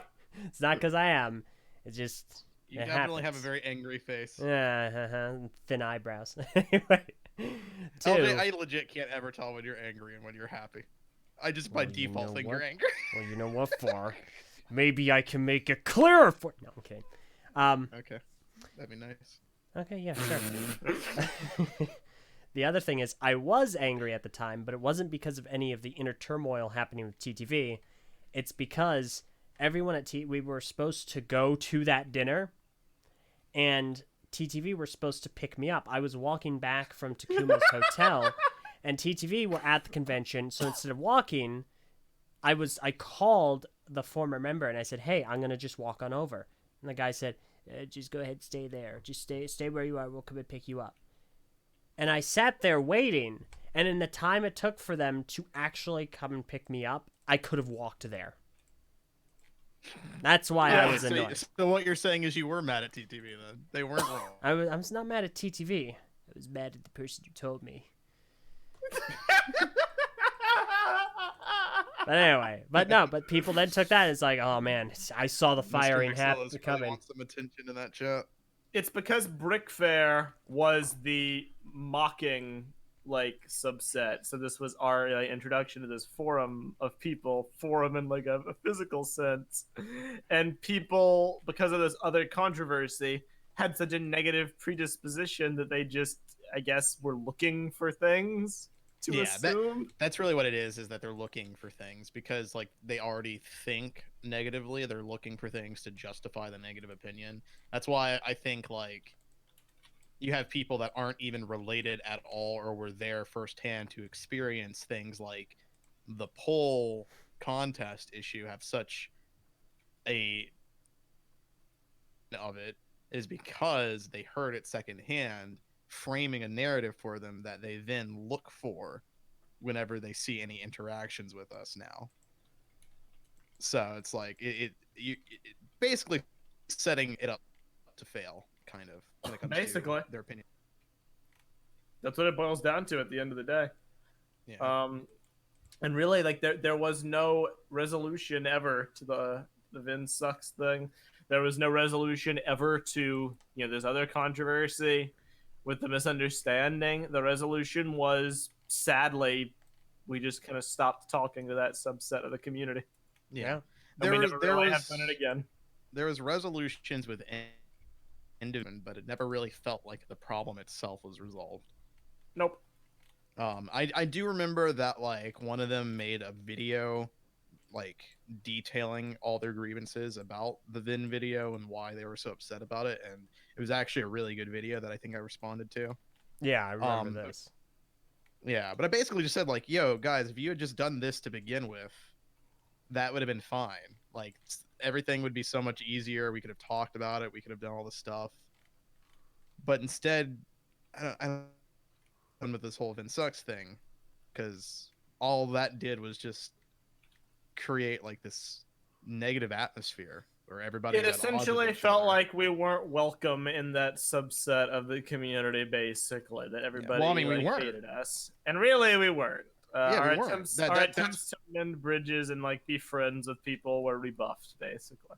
And that's the problem. It's like instead of trying to be civil, trying to be normal people, and just like have a conversation about it in a mature way, you instead decide to ostracize people out of the club because they said something you didn't like.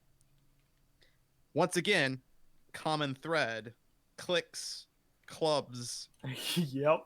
being formed.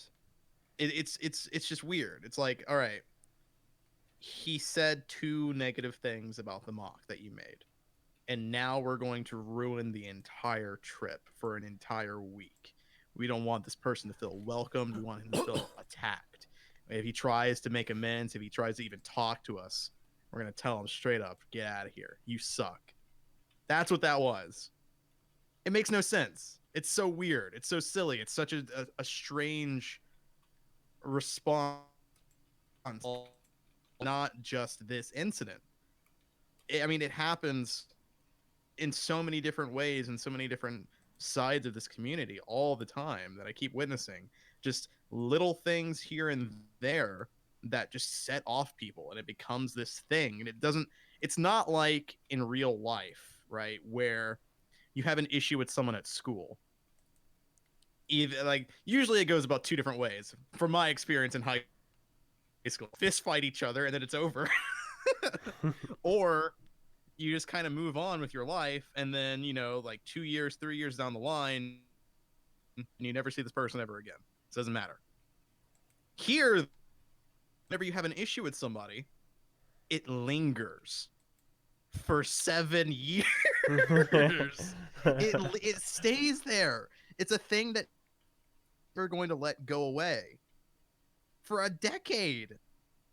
And that's the problem. That's the issue. That's why I can't bring myself to ever want to interact with this community, because there's just so much crap like this that people are still upset about to this day. The fact that I joined never the BZ... anything that was a problem. It's the like... fact that I joined the BZP Discord server and immediately got like flack like that for that incident.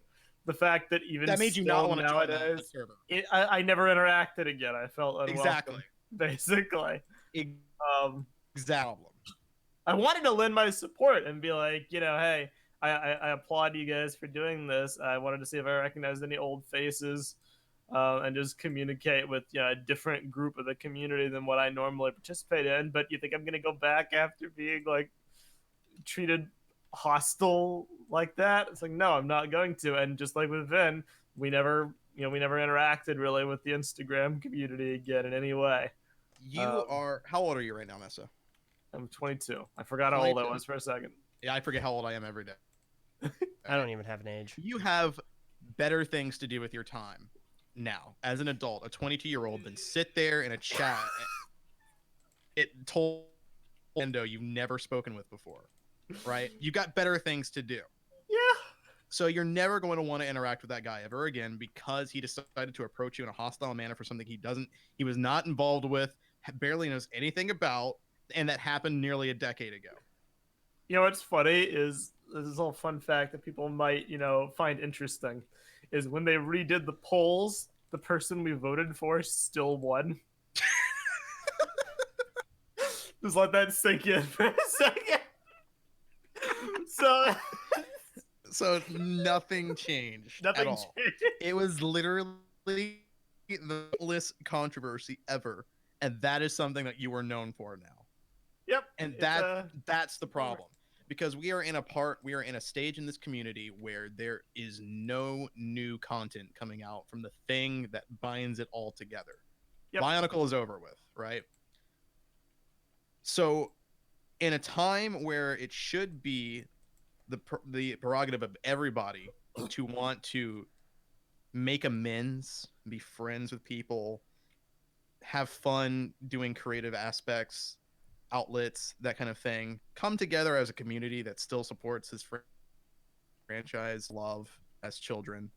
We're all adults now, you know? This should be easy.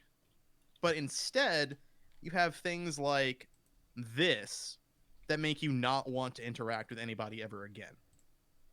It makes you not want to spend your time on chats or talk about Bionicle. Me, who really did like this, to now not really hold any positive emotions or feelings towards this one bit because of silly, stupid stuff like this. Be like that.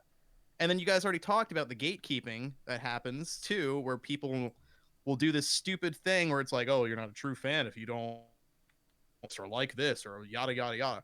Why are we doing this right now?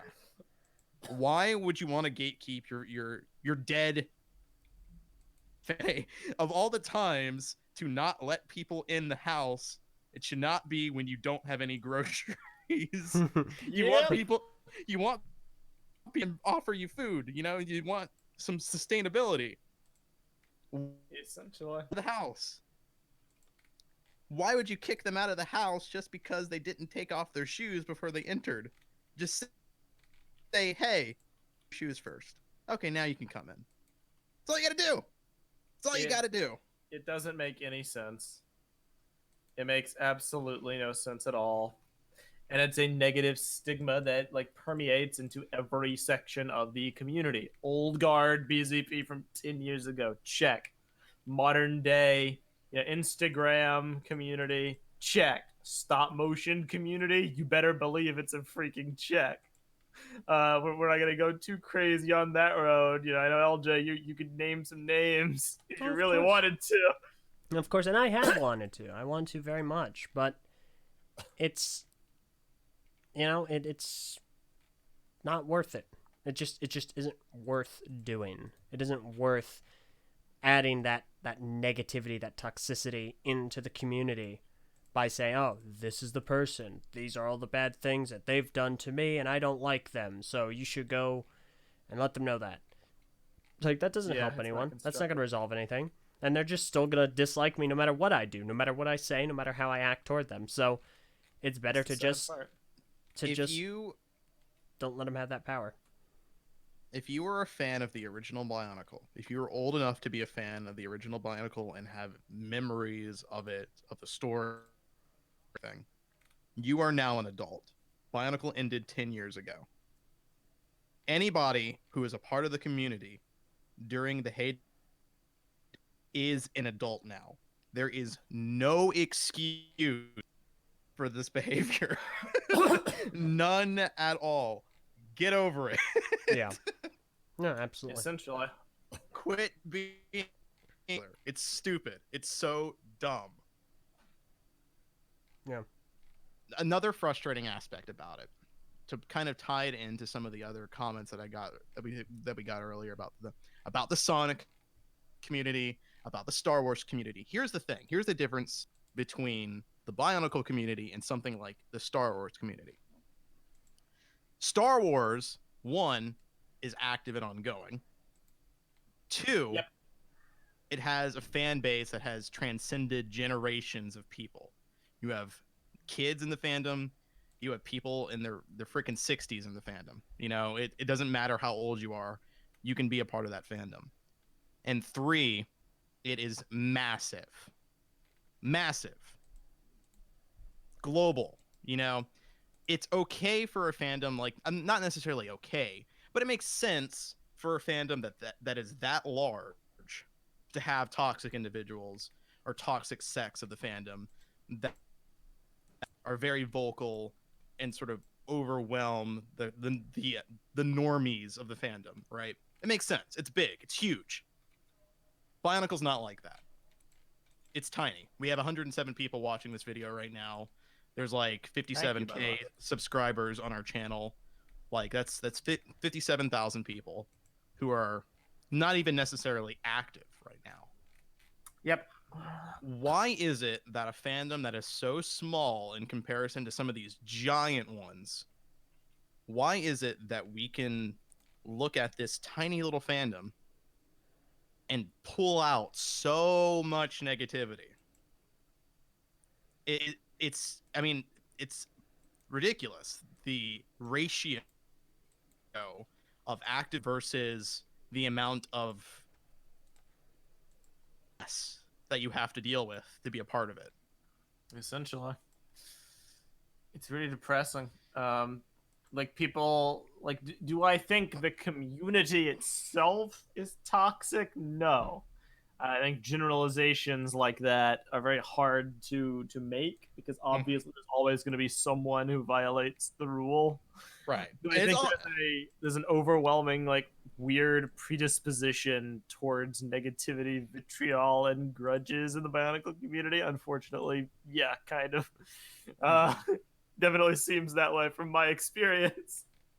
And it's pretty depressing because it makes you feel closed off. Like, sure, a lot of us being on an island has to do with our own choosing because none, like I said at the start, none of us are really wildly into one specific creative subset. We're more general, so we don't really fit in with any of the branches.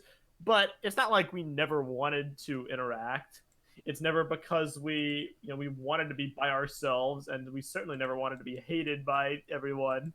We tried multiple times to have an outreach and to be a part of communities and to get along well with people. That just felt like we were rebuffed at every stage.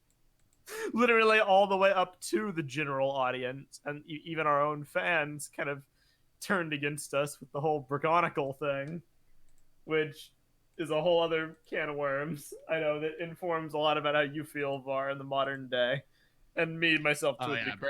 Brickonicle was the yeah. You want to That's talk about that for a little bit Yeah. before we wrap up? Yeah, we should probably touch upon it. And again, just want to stress this once more. Our prior conversation about all the stuff that happened with Biogram happened, and several of the people who were involved apologized. They admitted that it was mature, it shouldn't have happened. And honestly, some of the folks I've even talked to have like really substantially helped out myself when it came to review stuff. So they're I good appreciate people. That was the worst part about it. Was right? that it was coming from people I liked, like that was fun, that was fun to talk to, that we had a great time interacting with the year prior. That's why it was so annoying and so awful and frustrating, is like one year you think you're in good, the next year it's like public enemy number one. That's why it hurts so much. It's pretty depressing. Mm-hmm. Especially when we were just like that was the year after G2 got canceled. We were trying to do community outreach and stuff. And it's like, oh well, Yeah. didn't really That's work really out. why, because like at the end of the day, someone writing Vin, like if it was just some like rando I've never even interacted with before writing Vin sucks on a brick, it's like whatever. But it's like it's actual like people that you People that know. we know, people who are familiar names. Yeah. That's People why who it was annoying. for me personally, like people I looked up to such a degree, like were involved in this or were friends with people who were involved in with this, and it's hard. Yeah. It's very hard, but that happened, and then things progress.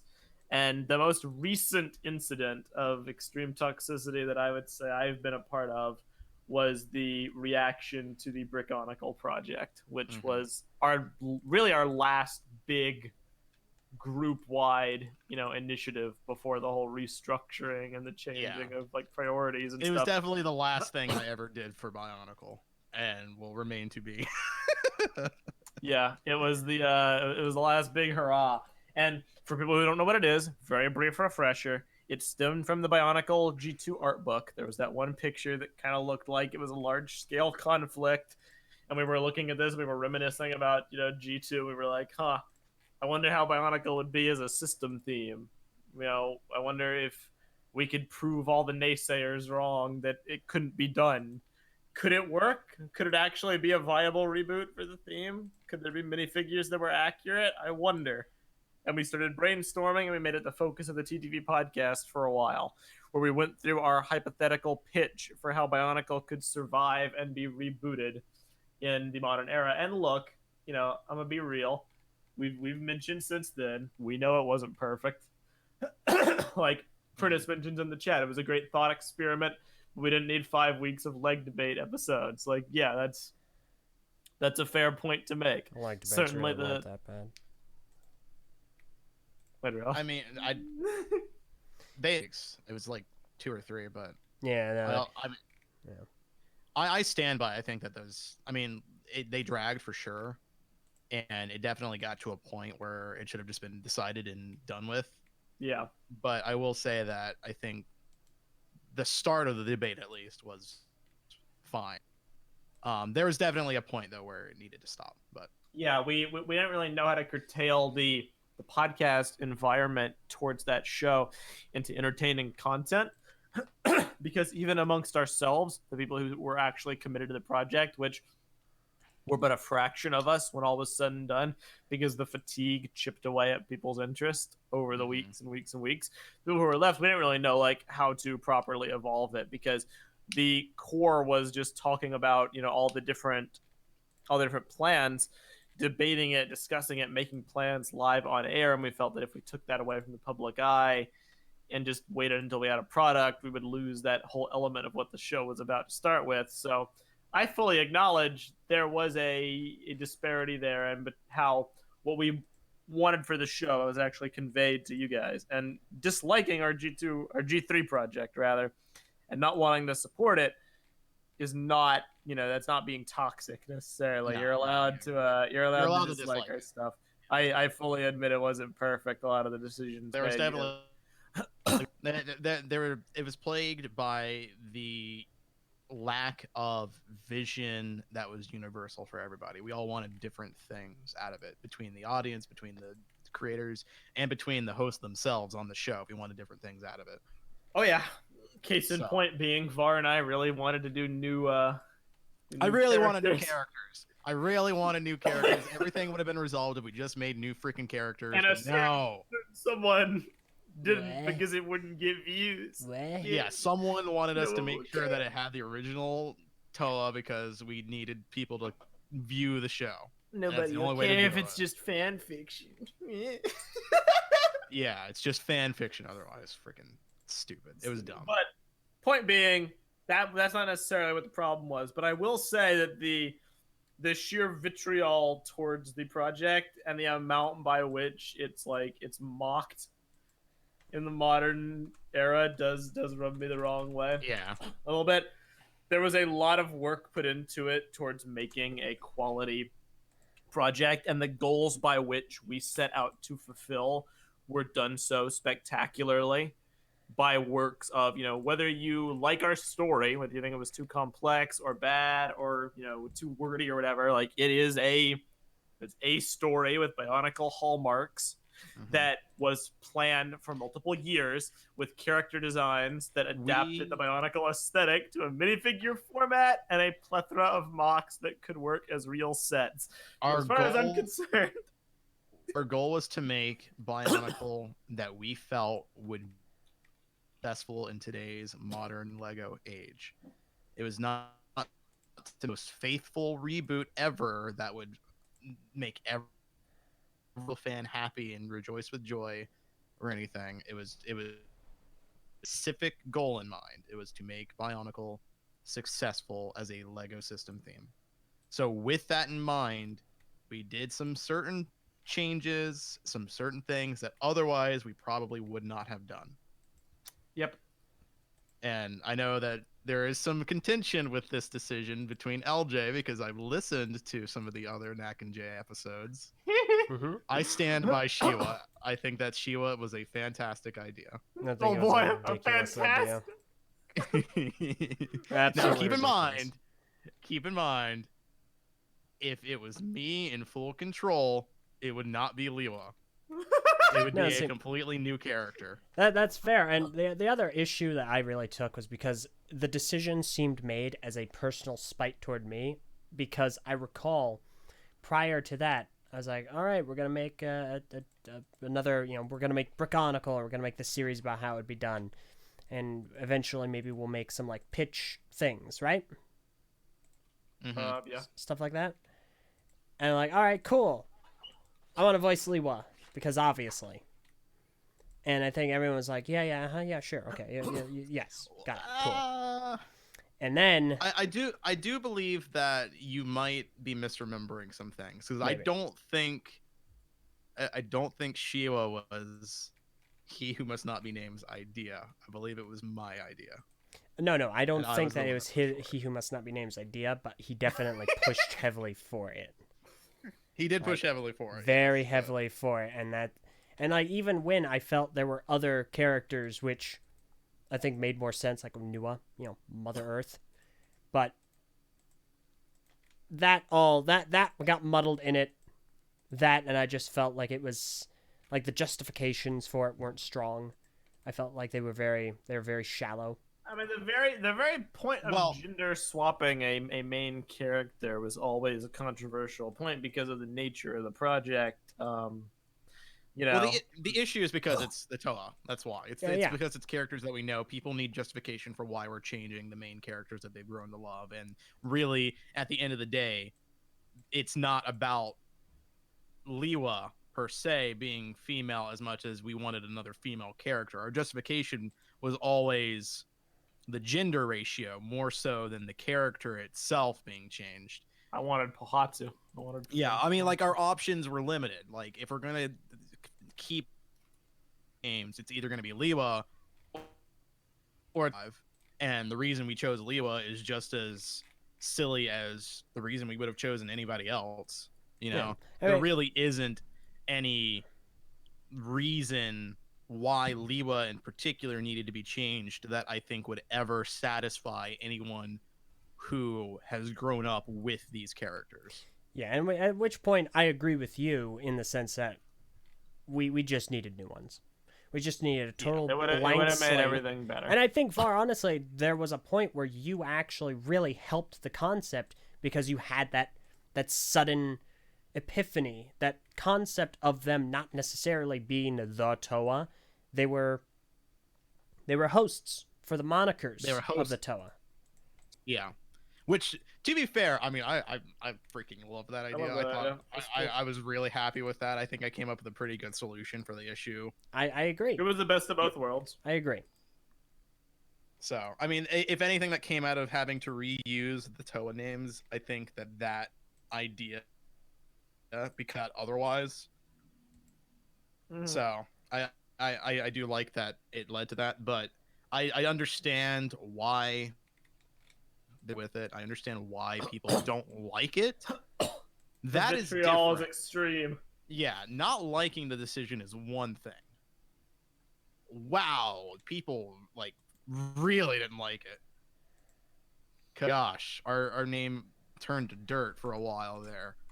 The fact that you can look at such an expansive project as Bionicle, which had in total probably days worth of total recorded discussion value between the multiple podcast shows, a plethora of concept art from insanely talented artists like Umatu, like Ragdoll, like all those people who contributed, incredible creations by Sakota, the minifigure designs by VAR, which were evolved and like iterated on as part of Sakota's like mocks by implementing them into the actual sets in cool ways.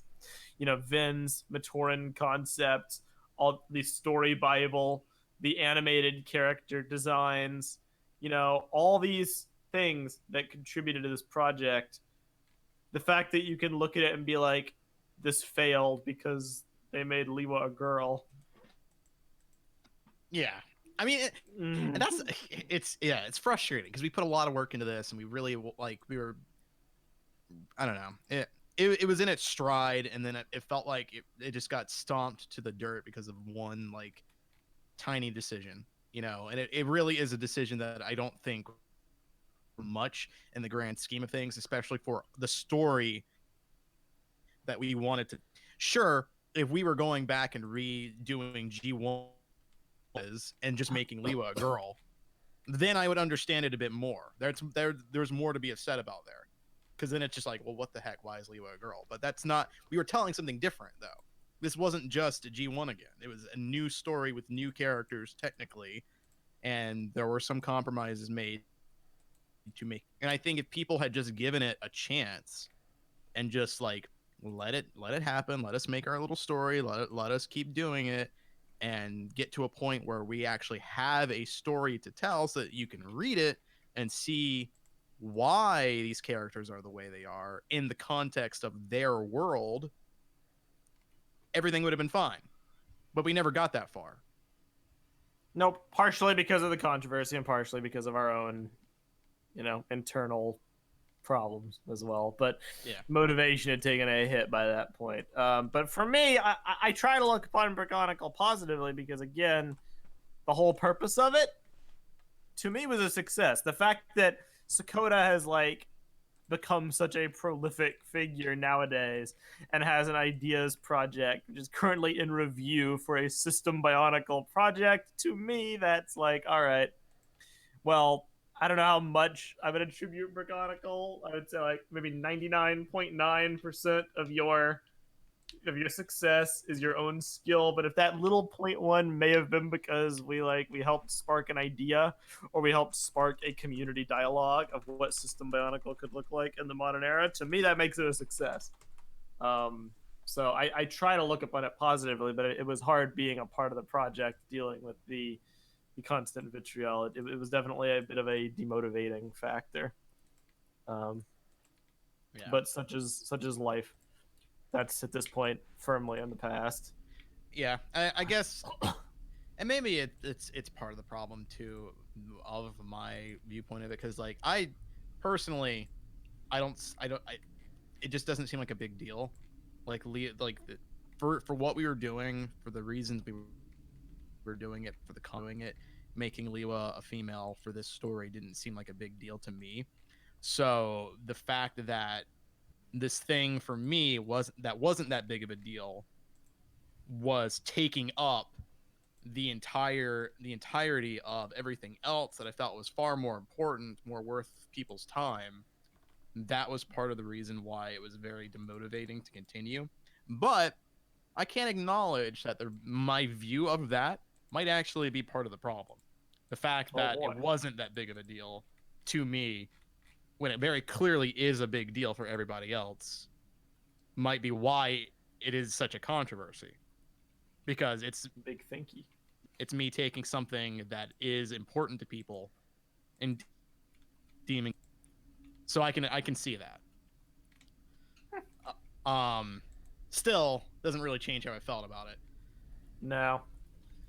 I hated it. So, in totality, we can begin the wrap up process, I think.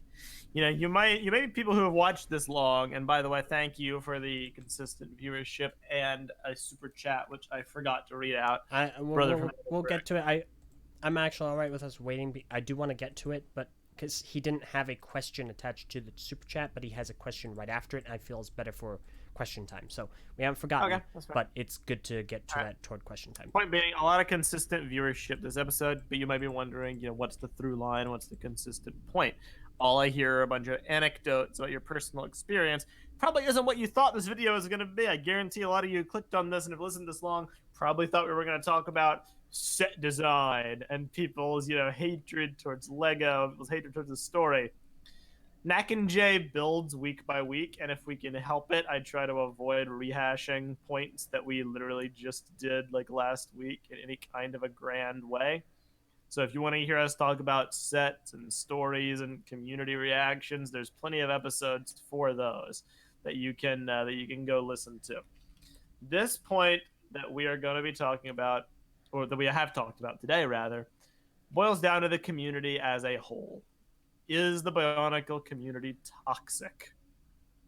I would say, personally, like I said before, probably I would say no if pressured, but that is only because I do not like generalizing large chunks of the of any kind of community. Because, like I said, there will always be someone who violates the rule, and the ratio of toxicity that you would set is purely your own and nobody else's, and it's entirely anecdotal to your own experience.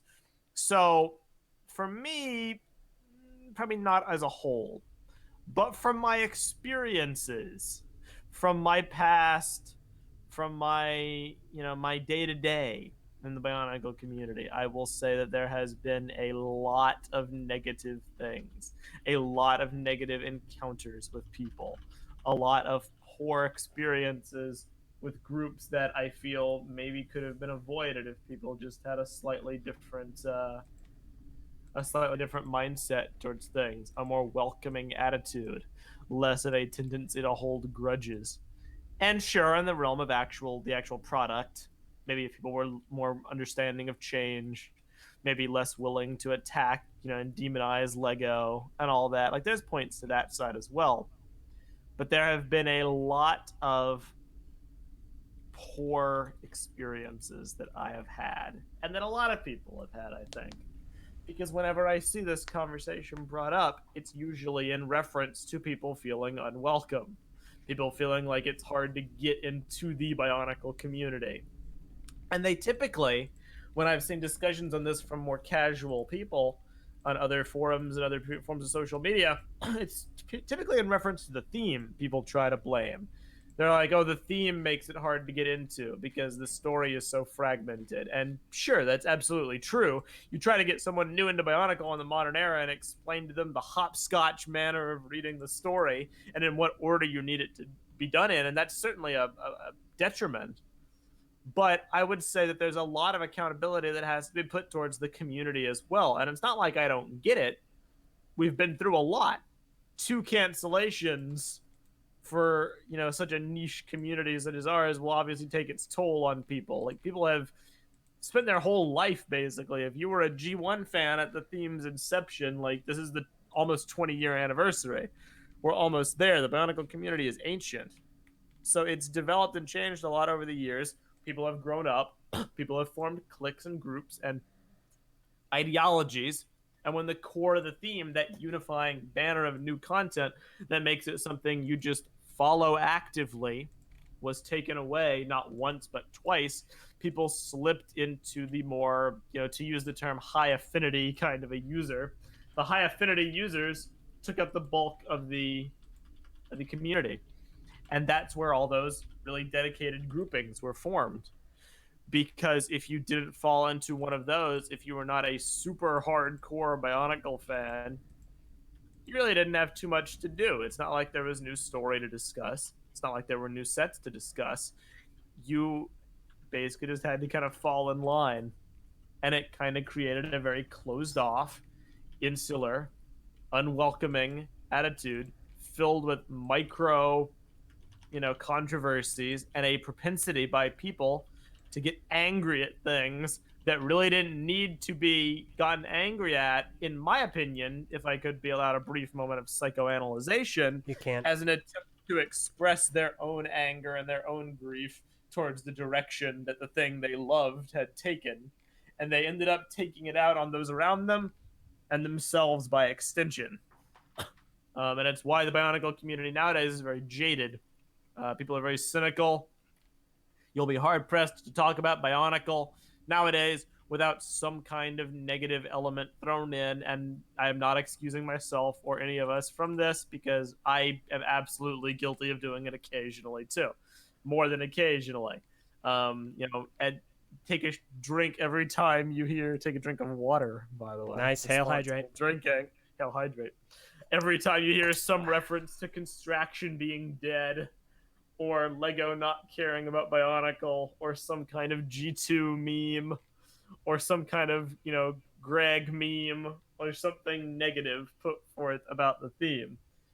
It's a tough thing to grasp, it's a thing to grapple with. How much of it is genuine? How much of it is people coping through comedy? Or how much of it really is a toxic subset of behavior that only looks at the negatives of something? And if that permeates towards the theme itself, then of course it's going to spread to those of us who choose to partake in it. Of course it will spread to your neighbors, to use a word. What? Just a comment in the YouTube chat. What? I guess since we brought attention to it, I'll read it. The Autobot Power wrote, if people want protagonism, instead of doing crap like that Liwa, then do something with Rudaka. What? I don't know. Huh? Brilliant. Well, either way, Rudaka was an antagonist. What? Okay, sorry. Continue. That's the end of my point. If we can look at Bionicle as a community and pinpoint the toxic behaviors that we've been doing the last few weeks about people's approach towards the actual product, then yeah, I don't think it's that much of a stretch to say, like, it probably extends to the community itself. and our neighbors in our different subsets of the community, we've been, bad to each other. I say we only to be fair because I know we're not perfect people, but we've always tried to be inclusive and welcoming and not overtly jerks towards people. But Some I of can't us say the have. same Well, for others who. I can't say the same for other communities we've engaged with, other people, unfortunately. Yeah. Some people we haven't mentioned, nor will we. It's part of the stop motion community. Come to mind. You know who we're But talking about. We should all strive to be nicer, but it's going to be a hard thing for people to do and grapple with so long as Bionicle remains in the state that it's in the collective consciousness, which is that thing that came back, fell flat on its face, and is now a laughing stock, basically. So long as that stigma remains, I think the community attitude will unfortunately remain.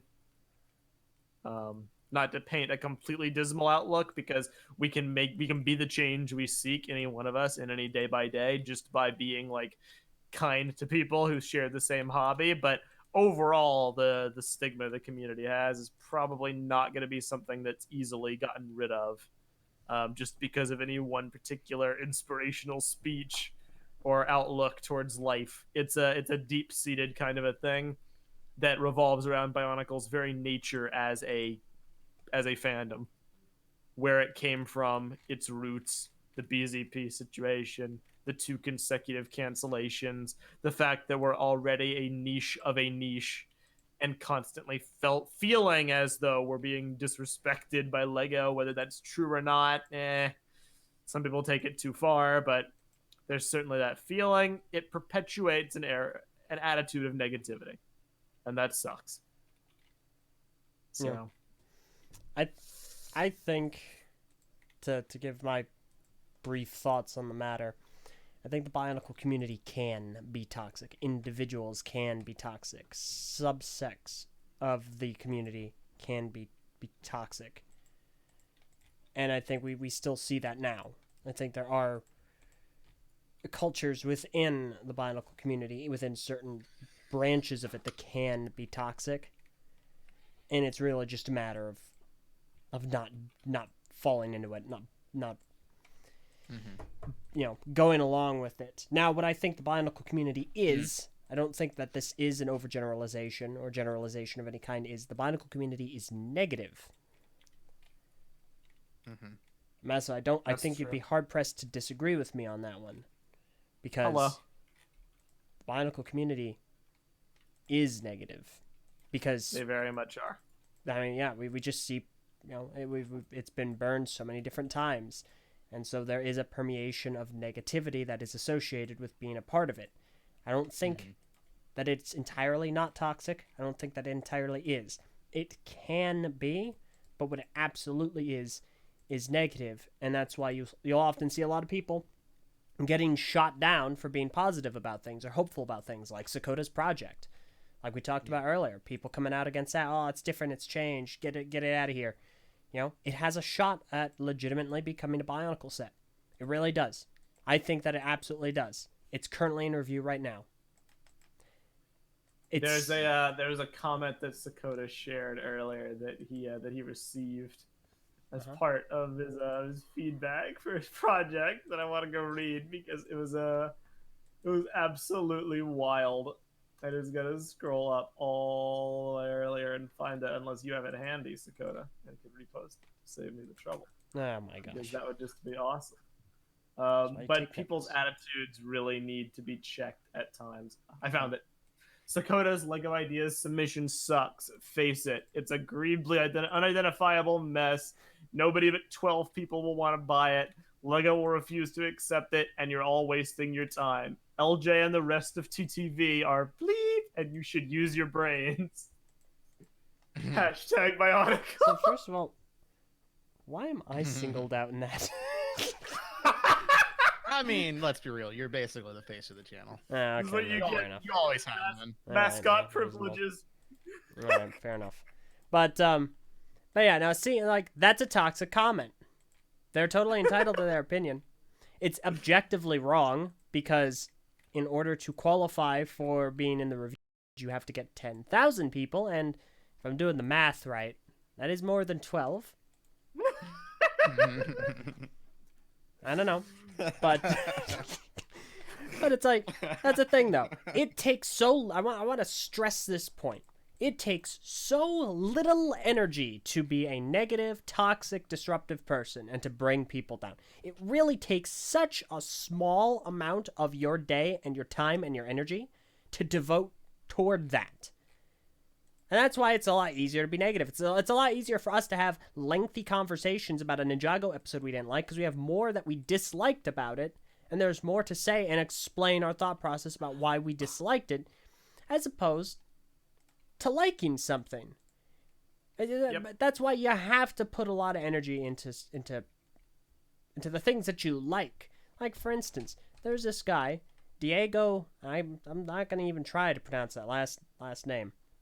Who's been posting on every single Knack and Jay timestamps for our points in the discussion, which means he's listening to all of them through and through, and he's trying to be helpful by posting these timestamps to different segments of it. I don't think we've ever acknowledged the guy, but you know what? I took some time a day ago, I think while I was at work, and I said thank you for the feedback about the episode and thank you for the timestamps. And he said, "Thanks, Eljay. I'm so glad you appreciate the timestamps. Reading that put a big smile on my face." And that's fantastic. I'm so happy to read something like that. Just that. I was at work, at my job, and it took me maybe less than half a minute to post that. But it made him smile to read that. So, yep. And to further your point, like, it's not like that was an easy accomplish for that guy. He had to listen to the entirety of the episode and document where the breaks in conversation happen for everybody else. It's at least like 3 hours of work, depending on the episode that he's listening to, you know? And here's the thing. It's like, that takes a lot of time and effort and just general goodwill. Or you could TTV is bleep and then close out of the tab in, you know, under a minute. Yeah. And that's the issue, you know? Like, people are way too willing to do that because it's easy. Yeah. You immediately get a point across and you leave it at that. Yeah. What benefit do you get for helping people, right? Like, yeah. But it just that's why we really do need to appreciate when people do things. They take time and put effort into either giving feedback or trying to help out with something. Like, I get frustrated whenever people point out that, like, there's an error in a video, because a lot of people will post that there's an error in a video I've made. And that gets a little frustrating because, okay, all you're posting is the issue I've already seen, but they don't know that I haven't seen the issue or I've been made aware of it.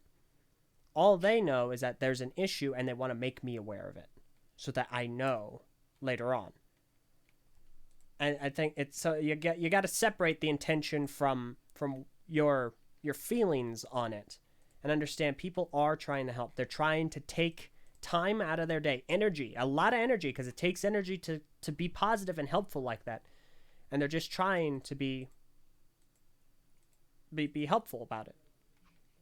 And, you know, and some people, and some people will genuinely, they take time out of their day just to say that they appreciate something, just something like a video that you make. Like, I've gotten so many wonderful responses on the remixed reviews. We got a slew of fantastic, wonderful comments from the Biocraft comments and everything related to Biocraft Chronicles. Good. And it was a really good thing to be a part of, was Biocraft. It was wonderful. It was a really good, positive time. And so that's the thing. Can the community be negative? Absolutely.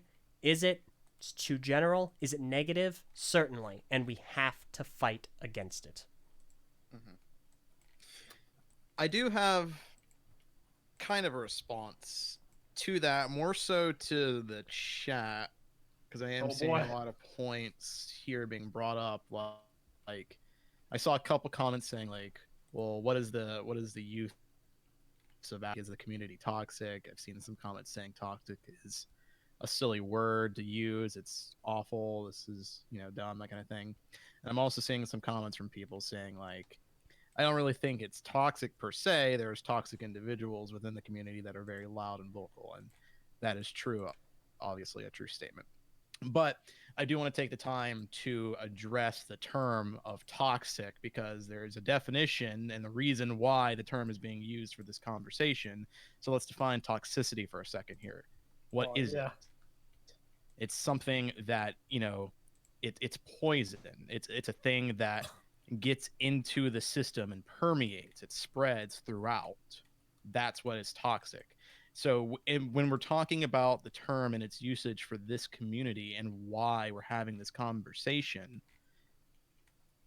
say that every single person in the community is bad or evil or out to get you, or they're all jerks to each other. There's always a source of toxicity. It's always individuals. It's always vocal people within the community. They don't make the overwhelming majority or anything like that. It's always individuals. The problem comes in the fact that those vocal individuals can permeate throughout the community, though. So here's the thing, right? Meso, when you got basically attacked in that BZ Power chat, did anybody come to your defense at all? Nope. Not a single person said anything in response to that. Nope. I think most people wrote it off, probably either as a joke or something they didn't want to get involved in. And then a month later, when the dude reiterated it again, the messages were like, "Oh wow, I didn't know that." Mm-hmm. So, right. So that kind of showcases my point here. There are people in the community that are very vocally toxic, and they are the minority. But the problem, I think, stems from the fact that no one cares or seemingly cares about it. No one really ever calls them out for it. No one ever responds to it. No one ever tries to defend or stand up for anybody. At least I haven't really ever witnessed it. What I have witnessed is people who are very obviously toxic be supported or, defended or welcomed into the clique or the club. When I think back about our Bionicle times and how so many people disliked Shiwa so much that they vocally went against us in every single other Bionicle website, and then came together in a collective to then attack our message boards via spam and pornographic images being posted on our message boards because they didn't like a decision that we made in our fan fiction, and no one really seems to care or bat an eye about it at all, and we're just kind of left to defend ourselves. I remember the time where people were, and once again, individuals were posting spam, mass disliking every single video on our channel, and when we tried to make efforts to address it or combat it in any way, we got called out for it, for removing comments that were obviously spammed by individuals that were toxic. I just think about all these issues that have happened where people have been very blatantly antagonistic or awful to each other in this community. And it never goes away. And no one ever responds to it, and no one ever does anything about it. There's literally a group of people, LJ, that you called out in one of the previous Mac and Jay. They're like, I'm going to mention them, and they're probably going to comment in this video. Yep. They have a channel. They're popular. Thousands of subscribers. No one bats an eye, but they are absolutely toxic individuals. Yeah. No. And they're supported and propped up within the community. because a lot of the community has this like cavalier attitude. It's like all the dude bro memers who are nonchalant about everything and just make fun of everything. And like That that's the cool thing to do. So they just like ride the wave. right, exactly. That's the thing. And see, the thing is, the majority of people, most people don't want to get into a fight. Most people just want to have a good time. They just want to interact with fellow fans and just be okay. And that's fine. The issue is when you do have those vocal people that are really gung ho about being so vocal, they not only do they take up the line, bring attention onto themselves, but they also do tend to have a habit of leading the charge in a way because they are the vocal people. They are the people getting the attention. They are the people that end up kind of creating these negative stigmas or these false interpretations of other groups. They're the people that start. They're the people that are, basically at the heart of a lot of issues. And inadvertently, I feel like they kind of in control of the narrative in a way. So not everybody is doing this. A natural predisposition to fall in line with it. So when I talk about toxicity and I say that this community is toxic, everyone in the community is toxic. Obviously, it's just individuals. But the problem is that those individuals can spread and permeate within the community. That makes it toxic. Yep. I needed to point that out. Pretty much, man. That's a good way of looking at it. And I don't disagree. It's like the age-old adage that applies to like bullying in real life, in schools or whatever. Doing nothing and just sitting by and like watching can be just as bad. The same's true for cyberbullying, internet discourse, respectability among your peers, etc. It matters the attitude you have. It matters the approach you take. Yeah. So, and because our community is so small, when those people do kind of become vocal, it's way more concentrated. It's so much louder. Yeah. So much louder than it would otherwise be. Yep. So I think it's just important that people are aware of that. I don't necessarily think you need to go out there and rally the troops and fight against people like certain individuals per se. But I think that you should keep your eyes open a little bit to when stuff like that happens. And if you can, maybe stand up for some people sometimes, So that's all. It's a good way to do. It's a good way to treat people. It's the golden rule, community welcoming. People get so focused on, their works because it's all about, it's all about being creative in the Bionicle community, carry the torch with creativity. That's supposed to be the mantra, but like creativity doesn't matter if people don't feel welcome enough to create. Creativity will do absolutely nothing for you if people do not want to be a part of the community. It doesn't matter how many good mocks there are if people feel like dirt when they interact with the mocking community or are fearful that they'll say like one thing wrong or criticize something a little too harshly and become a meme and or a pariah for years and years and years, or make a mistake when you're a kid that like messes with the elite of one particular group and you'll never be like forgiven and be essentially like kicked out of multiple communities. It's like it's a bad look. It's a bad vibe for something which is supposed to be just the cheerful discussion of toys and storytelling. I want to address something. We're about to go ahead and get into questions, but I want to address something in the comment. Someone posted, that's why the let me see. Here we go. Just call the channel out by its name. Stop, stepping around the issue. They should. If you don't call out toxic people, the behavior just spreads. That's why the Bionicle community has a-holes like this for years, because people are too scared to call them out. well, into the void in our YouTube chat. I'll tell you right up front, none of us here are scared or worried or, oh no, people might dislike us if we call them out. Oh no. Dude, if we were scared about that, we'd have already like died from heart failure. I mean, I'm a little scared. Please don't follow my Twitter. Gonna get canceled, man. You've been on the internet for about 10 years now. Cancellation time's right around the corner.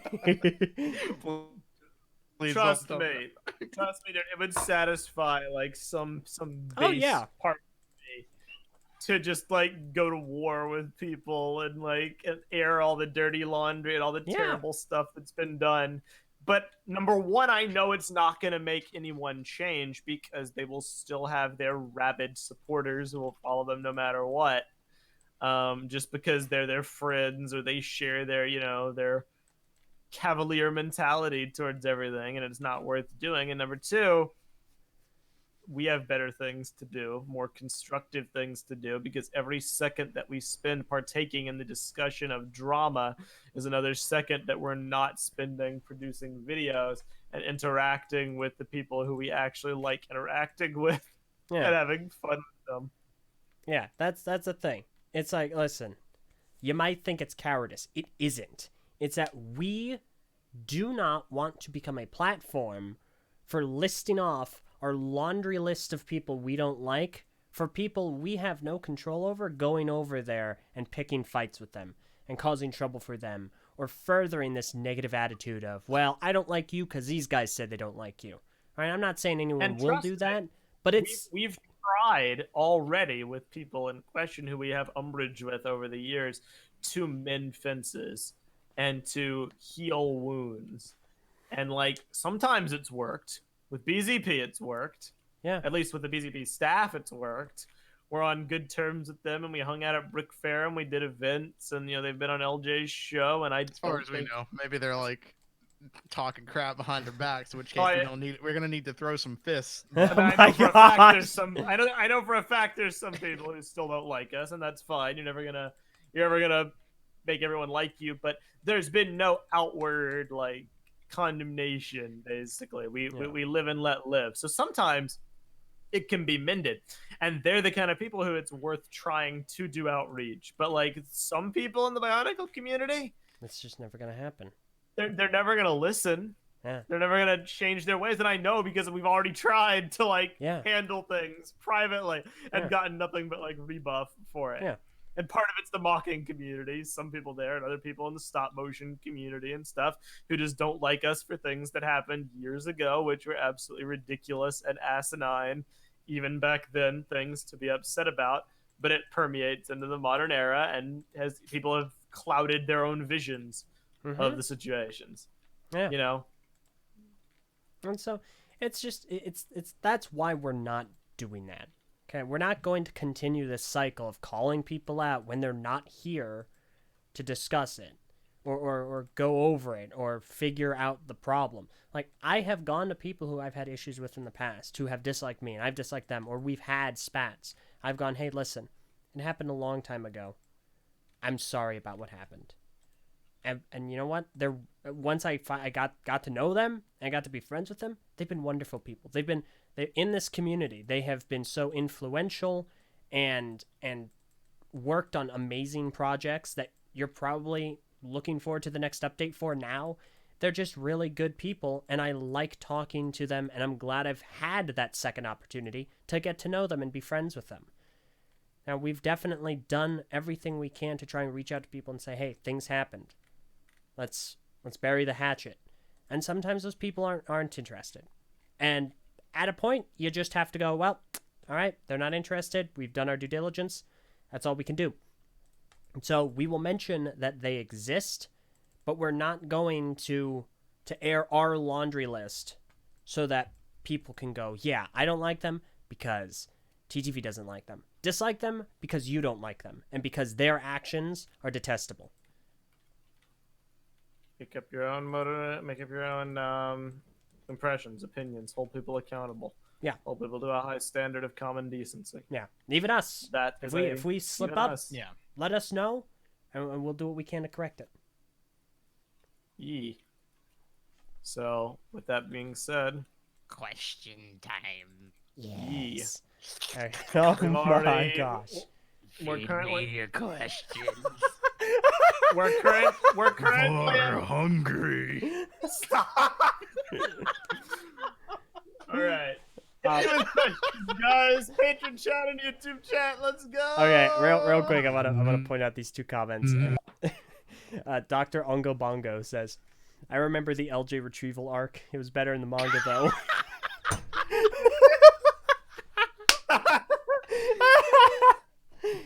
Yes. Wait, does that mean you're Sasuke? This is some BS. I don't understand that reference.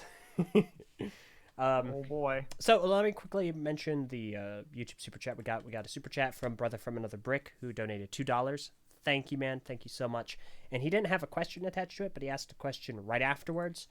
What happened to Brick Feed? Okay. I mean, here's what really happened with Brick Feed. LJ is the host of the show, Hello. more or less. Technically, it's X, but in reality, it's LJ. Hi. People have. It's no secret that people have dropped off from TTV content, TTV podcasts, Break Feed. We were very unhappy with the state of the channel a few months back, and so as a part of our worries about the whole Copa thing, as well as our personal, investments and motivations, the decision was made to binge the TTV podcast, turn it into a monthly show, which will be happening in the coming days, the February episode. Yeah. I was planning on doing it last weekend, but I forgot about it. So I want to do it this weekend. Weekend. Since you're off You for keep a few using days. that word. I Careful. can always do it before your work. It's okay. Can you? I Can you? remember the time of weekends. It's been 18 years. You wanna since know- my last weekend? What weekday? What weekend day were you thinking, Meso? I don't know. We'll have to talk about it. Point is, Okay. TTV is a thing. With Brick Feed, here's really the sad truth of the matter. And you might disagree with this. So we might be about to have a discussion. Which I don't you? know. You, LJ. Oh, okay. People care about Lego. They don't care enough to schedule time to talk about Lego. And like I'm guilty of it too, but it's also not my show.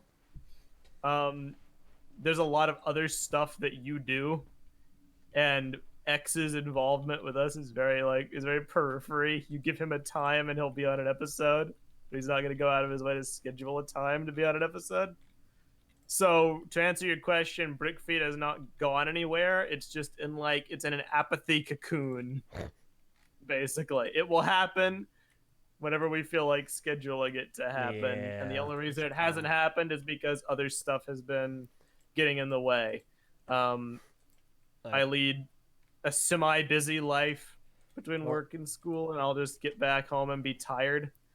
And then you work all the time, long hours, and do review work all the time. Mm-hmm. So really, one podcast a week has been our threshold, but it is not proper. You're absolutely right. We should be doing Brick Feed weekly. Yeah, and along with that review work, some things just sometimes get cut out.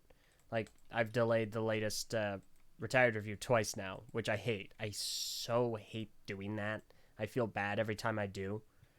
But I mean, I've had to. I don't have any other choice. It's just so much is happening, and so much has to happen before other things can happen. And I'm doing so much already. It's enough. I keep on barely making it, even though I have a month to work in it. I barely make every remixed review. So, Yeah. Man. Life gets in the way. yep. Pretty much. But I thank you for mentioning it either way. Yeah. Let's see. All right, come on, Mesa. We got to get a question that Var can answer to. He's hungry for questions. That is true. I'm trying to read back up to see where the questions start. Oh God. Feed me. Oh no, Blasta Talakada, feed me. How did you say that? I didn't. I made it up. I don't know how it's said. Is TTV just an anime at this point by Yo-Yo Paraka? Yes. Yep. Exactly. Do you Gosh, guys what need a... arc are we in right now? I don't know. I don't know. Okay. Here's a good comment. Here's a really good comment from Himarosi. What are your guys' thoughts on Greg not thinking that crowdfunding Lego for wrapping up G1's story would work? Oh, this is a lame question. Oh. Get this out of my mouth. So, two reasons. Two reasons. Disgusting. One. I'm sorry. Feed me, but not that. Your question isn't that bad. So, two reasons. One, Greg has answered to this question. Yeah, I know you already asked it on the message, but what in the heck? Whoa. That scared the crap out of me. I'm sorry. I'm so sorry. The freaking Lego's cracking down. It's You can listen to the conversation. Here's my virus software. It had a false positive for the boards. So Words. yeah, no, I kid you not. Every so often, I will get a false positive for the TTV message boards. Huh. Yeah. All right. So, I know you asked Greg on the message boards, and he responded.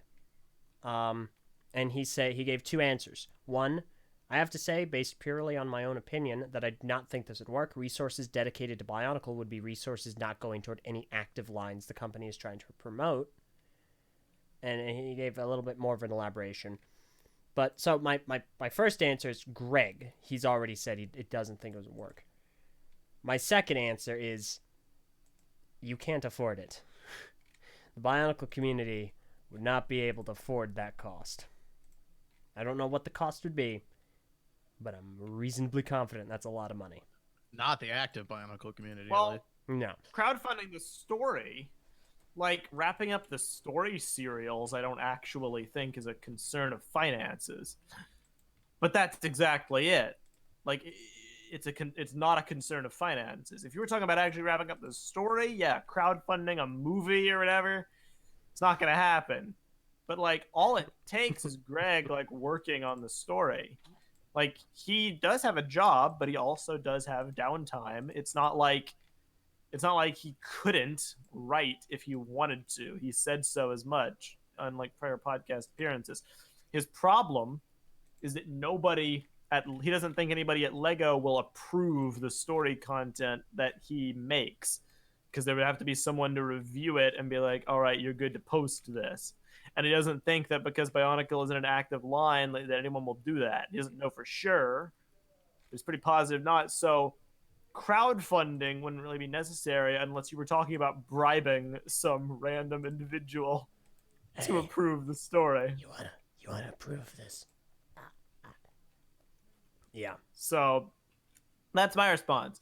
Actual movie continuation, yeah, you don't have the money, but I think they were just talking about writing the serials. Yeah, for the serials, it's not a money concern. Like, you're barking up the wrong tree there. If you want it to happen, don't try to raise money, convince Greg to go ask someone. Yeah. That's all you have to do. Personally, this is just me, my opinion, I don't think it would be that hard. I think somebody would probably do it. So I think it's worth him asking, Yeah. but I also don't want you to pester him about it because he's answered it multiple times. So Yeah. So it's a fine line. yeah. Next question. Oh my god, I'm on fire. So all this toxicity with the fandom, and you guys didn't mention the cult of Solak. Yeah, okay. The Cult of Solak is we one. didn't. We didn't, but we absolutely should have. The Cult of Solak is absolutely a toxic fixture. It absolutely. That's a perfect example of one of those things where I'm like, why are people not going against this more? Yeah. Because this is ridiculous. No, abso-freaking-lutely, they're 100% a toxic fixture. I've known people in there that have been good people, but the group as a whole is a toxic cesspool of disgusting garbage. And whatever they do, whatever they touch turns to trash. Absolutely. Every single step they take toward any direction, plants die. And people's souls die a little bit every single time they speak out of their friggin' disgusting pie holes. The Solak... Kill your dog? Holy crap.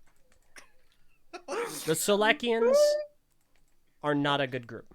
They are absolutely not a good group, and every action they take is toxic. They only incite negativity and toxicity, and they just bring people down, and they attack people, and it sucks. Well, This sounds like the speech that like a foreign power would say before going to war with us. Or something. Holy crap. But no, All right. the Solekians are garbage. Super Chris asks, "What is the cult of Solek?" Literally, it's just a bunch of people who memed that I didn't like a set, and they used it as a rallying cry to somehow associate that with Dude, it's weird. like, I don't understand it. somehow it got associated with like Nazi imagery. Yeah, Yeah, no, like- absolutely. They associate themselves with that. That group fell down real hard. I don't know what happened. It went from being a funny like joke to being an actual like crazy group within the community that just goes out and griefs everything. Like they have posted some terrible stuff on our wiki. Yeah, Oh yeah, Very racist stuff. yeah. like it started with just Meso doesn't like a set, so let's say the set is the greatest thing ever. It was annoying to see it spammed on every video, but it was pretty innocuous. Yeah. Somehow it ballooned into this ridiculous like amorphous hodgepodge of a subset that like I don't know. I don't know what happened. I don't like it. Very public and very vocal and very just like out there and just existing. It's Yeah. weird. It's I like do not like that I am associated with it by any stretch. it's like Even by origin. it And went. it's not the only thing too. Like there's another individual just like them that's not related, which is interesting. There are multiple community just that are like this. Mhm. Yeah, and It's weird. I don't understand too, because it's like they'll tell you we're not racist. It's fine, guys. All right, we're not racist. It's just a meme. And in their Discord server, they have like the Avtorn arm that Tama used, like 4 of those forming a Bionicle piece swastika. So it's like, well, It's bizarre. Yeah. I can't tell how much of it is a meme and how much they actually truly like it, but like the fact of the matter, they're going gung ho about yeah, disturbing. I don't know why of all the things you would choose that imagery to like reflect your group. Like you have so many other because options. they're a bunch that's of the thing they- children. Yeah. Well. They're provocateurs. Well, okay, no, some of them are adults, and they're friggin' idiots. That's why. Here's the thing, man. Right now, there is no one in this community that is, Nope, that's fair. beyond an age where they can think and act for themselves. No one. That's a like, good unless they point. joined in G2 as like a 5-year-old, but No, no, you are right. Yeah, I forgot about that. That is completely fair. So yeah, those are the Slovakians. Let's see. Swedish Chef. Do people still read literary Bionicle fan projects? I mean, I'm sure there are some people who still read a lot of just basic literature. A lot of people do gravitate towards the more bombastic projects nowadays, or projects with a visual flair rather than just reading. But there will always be a market for, for just literature and fan fiction, any kind of community.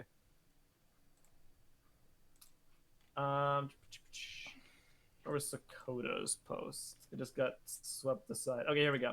Question: where in the community have you seen very wholesome events? Maybe events where people stood up against toxicity.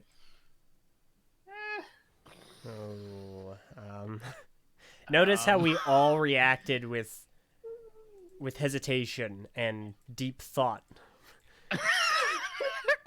Because we need to reach into the darkest recesses of our mind to recall instances like this. I'm sorry. I'm sorry to let you down, Sakota. I'm sure there's something. Like like we've had many instances of fans. We've had wholesome moments. Biocraft was a wholesome moment. Wholesome My moments speech- and standing up for people are two different things. So if you say wholesome moment, we have plenty. Yeah, like NYCC, the meetup for G2's revival, Brick Fair 2016. Like we said, that was really good. Biocraft was really good. Oh, yeah, Frodo's Huno. Perfect example. That Oh. should have been the first thing we thought of. Yeah. The excommunication of he who must not be named. Everybody pretty much stood up for that. That was great. That was actually a pretty good unification of the entire community. It's different sites and everything that stood up for that. That's actually... It was very reaffirming to see people just react universally to deplorable behavior. It was good. That was a perfect example right there.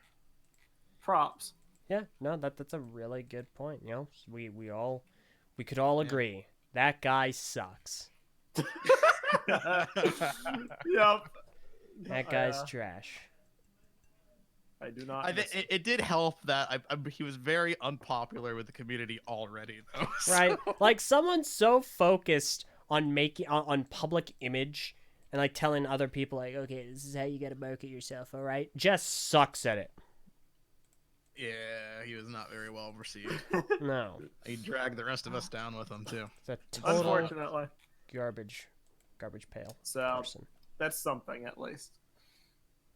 Here we go. The Crimson Captain. I just lost. Okay, he says, so how's the Copa thing going for you guys?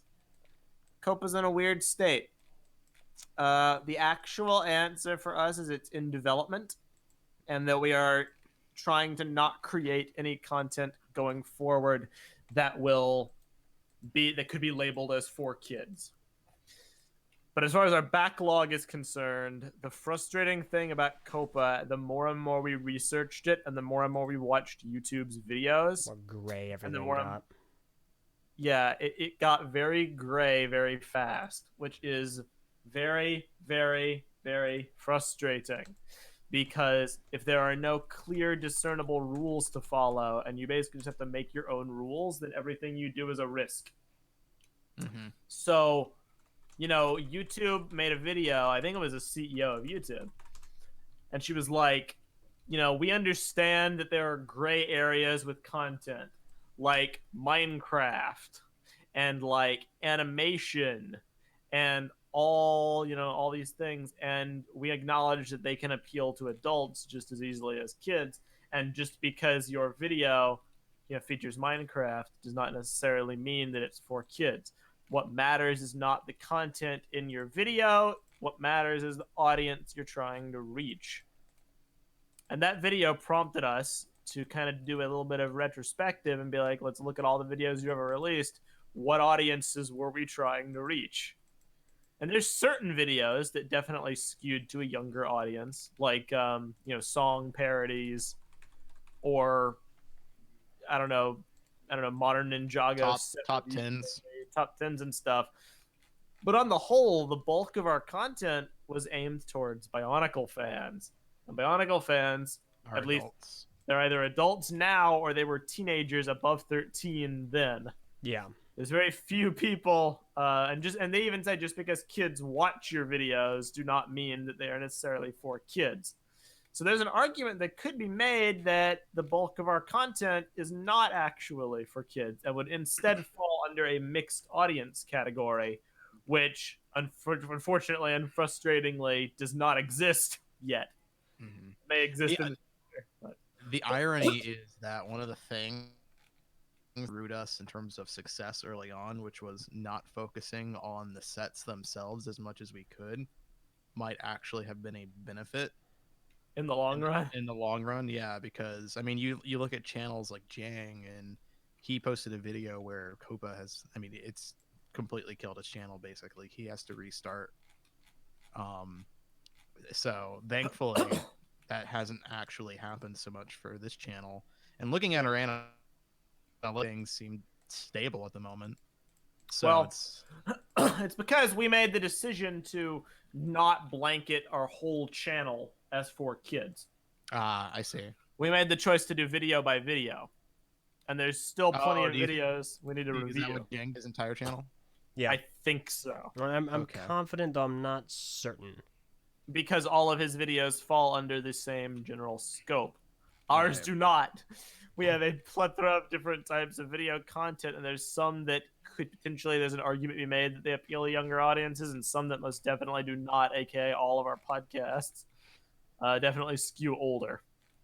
Simply because, realistically, what 8-year-old is going to listen to this almost 3-hour diatribe on community toxicity? Nobody. You have to be Right. above a certain like age demographic to care. So the answer that I would give to you is it's still in development. There's still some videos we need to decide and have debates on one way or the other what they need to be categorized as. But what we are trying to do is create content that only appeals towards teenagers or older. And with that way, we should be okay going forward. Yeah. Real quick, Captain Rex of the 501st posted in chat, Meso, and I'm not a lawyer, so this is not legal advice, saying you made some videos toward a younger audience is an admission of guilt, bad for court cases.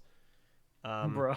That's not... Well, he said that they skewed younger. Yeah. He's not said that he made them. Yeah, literally, children. no, I will say this with absolute certainty. No video we have ever made has ever been made with the intended audience being children. Of children. We have never done that. No. Ever.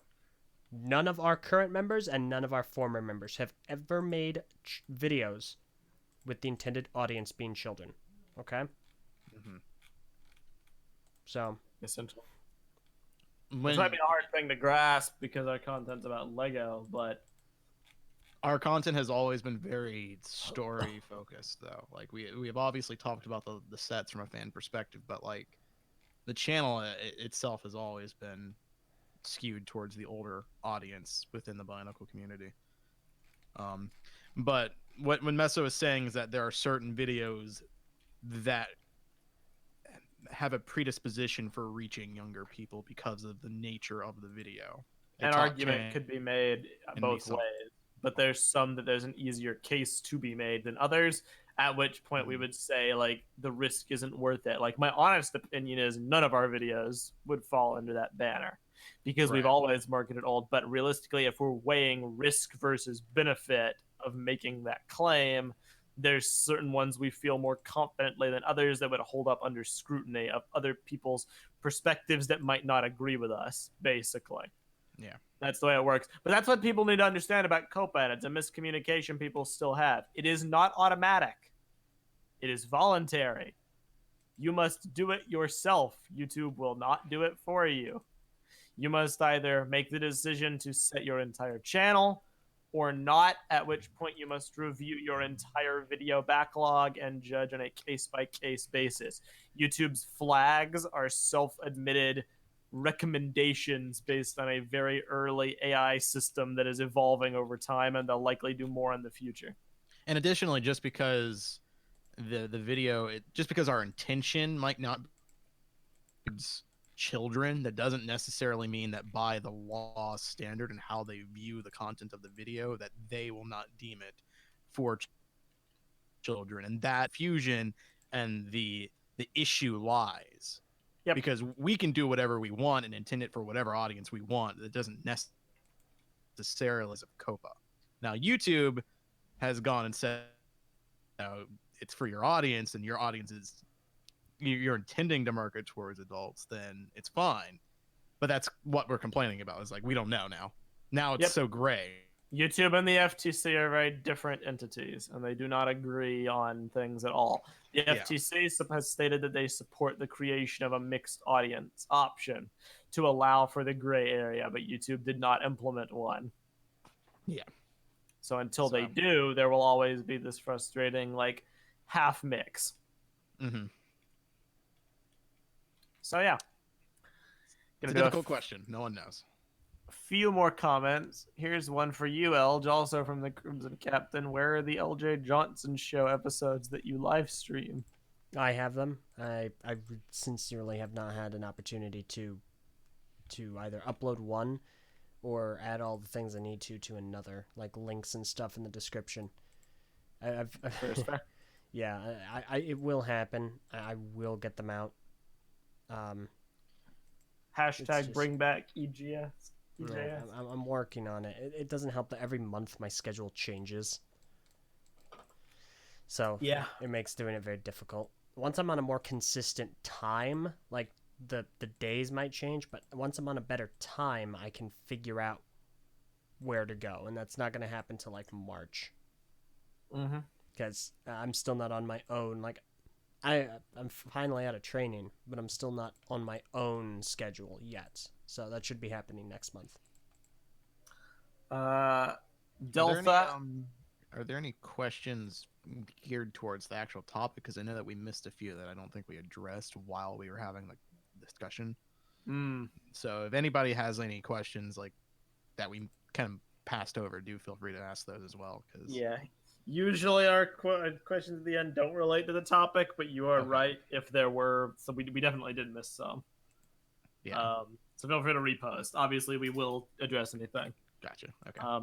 Delta, I'm starting to read the Bionicle books. I just got the first graphic novel, and I don't know what I should do. Do I read all the graphic novels first, or do I read the novels at the same time? It honestly doesn't really matter.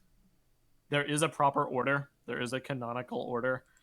But a lot of the story, especially in the early years, kind of overlaps with each other. My recommendation would be to read whichever one first that you would prefer to experience the story in. If you want to read it first from a written perspective and then get the visuals later as an added bonus, I would just do all books and then all comics or graphic novels.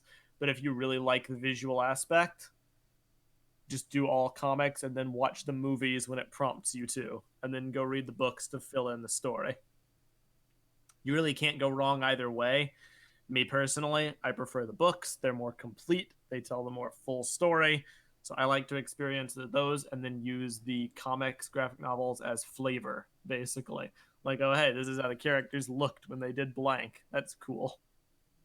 That's just me. There's no wrong way to go about it. Bruno Macedo, are you going to update the Minecraft server to the Nether update when it officially comes out? Because the snapshot just came out. I got some bad news for you, bud. No. The answer is yes. That'll be like a long time from now, because it doesn't matter when the Minecraft version updates. It matters when our plugins update, because we use mods on our server. The faction mod, the stat mod, MCMO.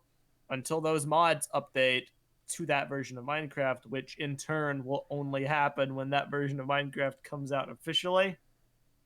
It'll be a miracle if it happens this year. Yeah, it probably won't. Yeah. But yes, as soon as we can, we will update to that version, as well as the version that is out right now that supports bees, which we're not currently using either. We're on 1.14.4.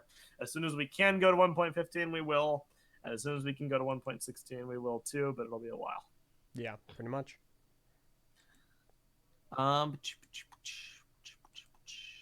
Here's a funny comment from Umatu in the sponsor chat. My question stands: do your shoulders get tired from carrying the weight of the Bionicle Community TTV? Nah, we're not. We're not that. We're not that big deal. I mean, the fact of the matter is, the community is not what it once was. There is no hub. There is no central figure. We were the central figures back when there was a lot of news coming out. I won't deny that. But since there isn't as much... Yeah, we carried the community for all of like 2 months. Yeah. Back when the G2 fervor was in its fever pitch, we were definitely the central focus, but not so much nowadays. And his follow-up question, do you plan on doing more collabs with other projects to boost morale in the community? It's something we should consider, because currently we don't have any plans, other than, of course, promoting things that we, deem worth promoting, because certainly one of the benefits we do have over other groups is that we are lucky enough to have a pre-established viewer base. Case in point, Sakota's project. We went ham on that and had like advertisements and all that. But as far as projects, it's a tough one because of our own, our own opinions and our own standards on fan projects, which we did a whole episode about. We don't really give our support publicly to a lot of things, but it maybe is something we should fix. I don't know. Maybe we should look into more community integration, because we don't do enough of it. I guess there is a thing that could be said towards that. That is like that could have contributed to a lot of our negative experiences with the community, is that we were so isolated that it does make it kind of easy to see us as the other, Yeah, you're totally right. Kind of a self-imposed, we're not part of the clique. Yeah, it's a bummer, but it is definitely it is a part of our history that can't be ignored. And here's one, Super Chris. Does the TTV message boards have an art section? I might post to that. It definitely does. Oh yeah. It has a section for each form of creative works that you would want to partake in. We got another super chat from Noah Cook. Solek be cursed. May Zika forever. No. Nope.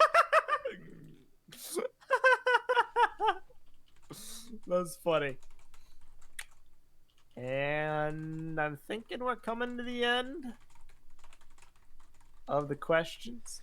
I don't really see many more. Oh, wait, no, here's one. Question: what's the worst behavior that you've seen in the community, and how do you think people could be discouraged from doing it? That's Bro. hard. There's a lot of really bad behavior that I've seen. I'm not sure how to really quantify what's the worst. Like, the worst is probably he who must not be named. Yeah, that Like, might because be. that was on a personal level, personal treatment towards other individuals that extended beyond the Bionicle community. Well, But even in a also- general level, that is pretty. It's pretty awful, man. I don't know. Yeah, I don't know if it gets much worse than that. yeah. Like, his effects on the Bionicle community maybe weren't the worst. That's true. As a like, he's just kind of a meme at this point. Yeah. But his actual personal actions were pretty deplorable. Past that, in the Bionicle community itself, I would definitely say holding grudges. It hurts. It hurts a lot. It hurts your ability to connect with other people, with other groups, and all it does is foster negativity towards things that really don't matter and really have no kind of importance in anything. It's a dangerous thing to do, to let the hurt of your own 14-year-old self or whatever carry forth into like your mid-20s. Yeah, that's over an online like community based on a toy. Yeah. You really got to do some like introspection when that happens. Just like take a moment. Is this really that important? Is this really what I want my focus to be?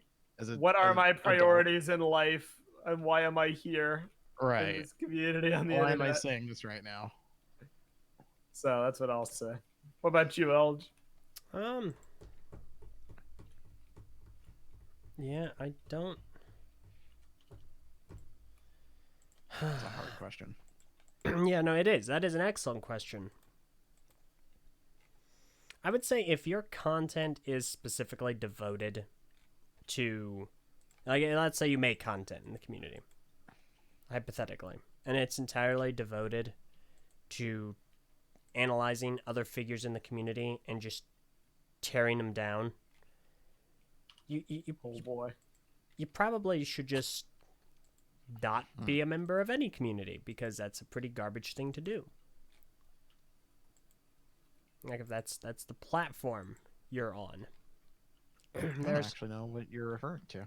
There are a few small channels like that do that. Interesting. Honestly, I think I know about this. I think you guys have pretty much summed it up. I think your guys' answers are pretty good. All right. That would be basically Yeah, I don't sure what the most deplorable thing would be. It's like there's a lot of stuff I would prefer to just like try to tone it all down. Yeah. Tone everything down, please, for the sake of everyone. It's hard to say. Yeah, I don't know. Yeah, that's a really good question that I don't think we even have time enough to really think about. To dissect. Yeah, it's like wow. Mm-hmm. Yeah. Basically just the propensity to be hostile, I think, for me is the worst thing. Mm-hmm.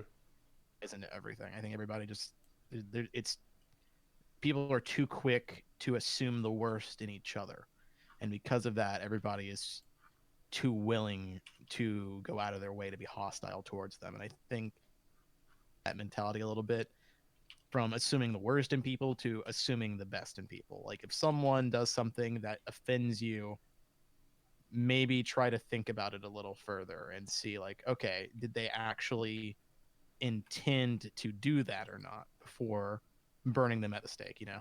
So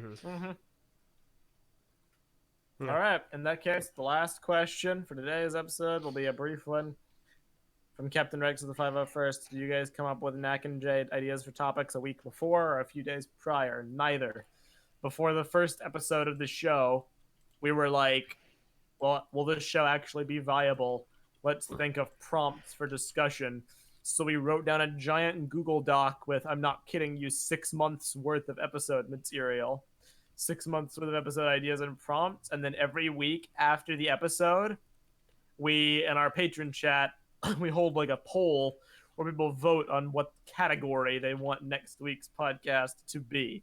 Either set, story, community, or meta, as in anything that doesn't fall into those, categories. And then they pick, and then we pick which one from that category on our list most interests us. That being said, we are getting to the point where we're almost halfway through our prior topic planning, so we'll have to brainstorm some more. Yeah. Absolutely. And with that, that's a wrap, I think. It's been a 3-hour show. Modified. Okay. How you doing, Var? How you doing, bruh? Doing all right. This was interesting. Being on a podcast again. Yes, but it's been a minute. The last one was making fun of me for my crispy rice. Yeah. It's Yeah. still disgusting. You're still an awful person. I hate you. Crispy rice is great. Raw. Crispy rice. Yeah. Anyway. Okay. Well, thank you for watching this episode of Knack and Jay. Yes, Eljay. I was just gonna say, Varp, do you think you'd ever be interested in restarting the Bionicle thing after so much time has passed and all the feedback has been offered? You had an idea for how to do it. Yeah, I mean, it was epic. I bounced back between wanting to do it and not wanting to do it. But really, what it at this point in my life, I don't really have the time to do it. Wanted to, and right now,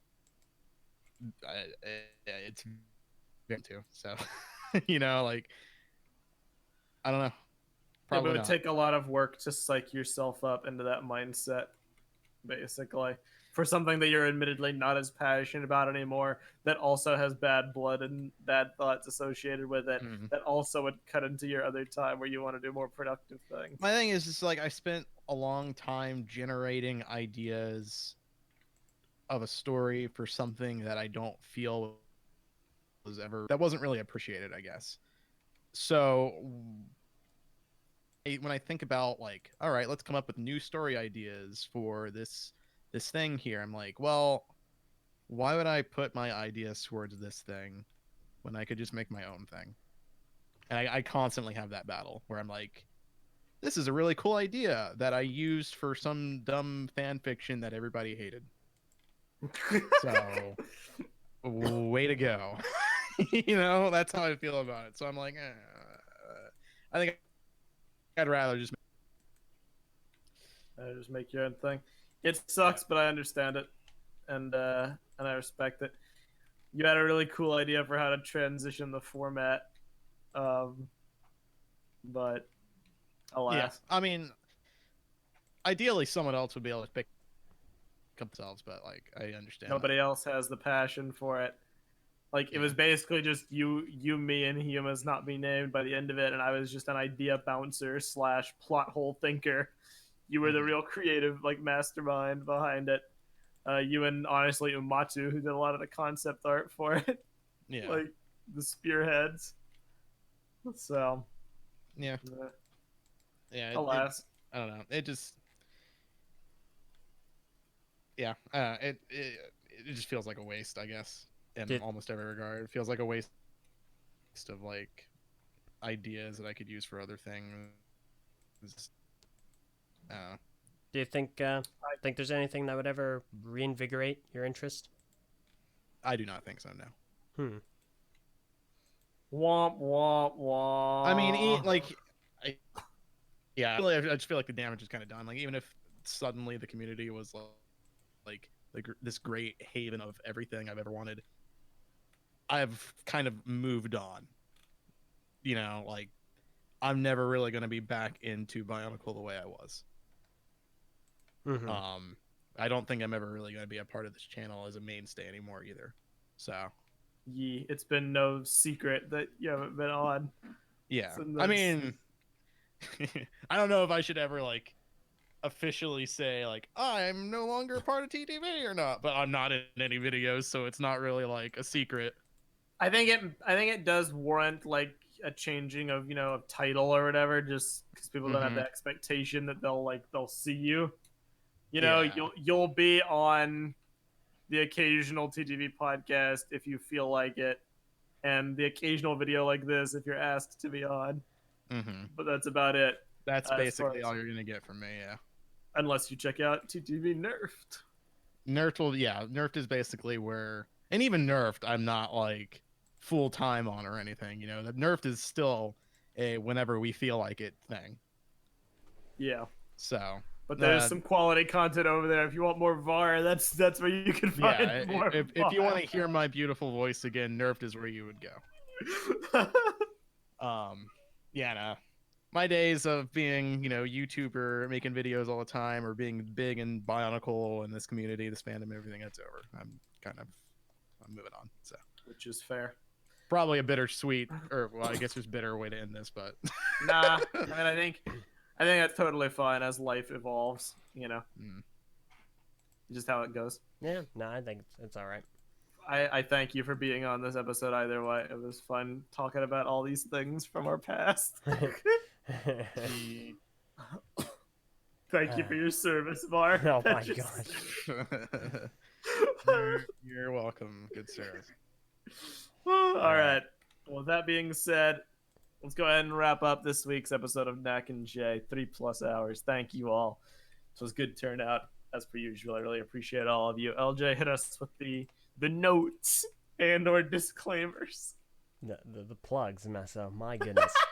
So, if you're interested in partaking in some conversation or the community that we have, go ahead and head on over to the TTV message boards at board.ttvchannel.com. Just make sure you're above the age of 13 and read our rules, and you should be all good. Lego author Greg Farshi is there answering questions. So, if you have anything that you're interested in asking, go ahead and make sure to head on over there as well. Additionally, we have the TTV Patreon, patreon.com/the TTV channel. We recently hit our stretch goal of 100 patrons, where if you donate as little as $1 a month, you can become a member of our full-time Minecraft faction server. It's been a blast. It's been a lot of fun. You can also become a member of the TTV Patreon chat. It's a Discord server. Finally, Twitter, at the TTV channel, at Messanak, and at the Eljay Johnson. Remember, that's JOHNSEN. And that's everything. All right. Well, there you go. You can go ahead and play the music. I will intro us out. Thank you once again. I'm Messanak. I'm LJ. I'm Streaming to you from the Golden Beach. This was Knack and Jay.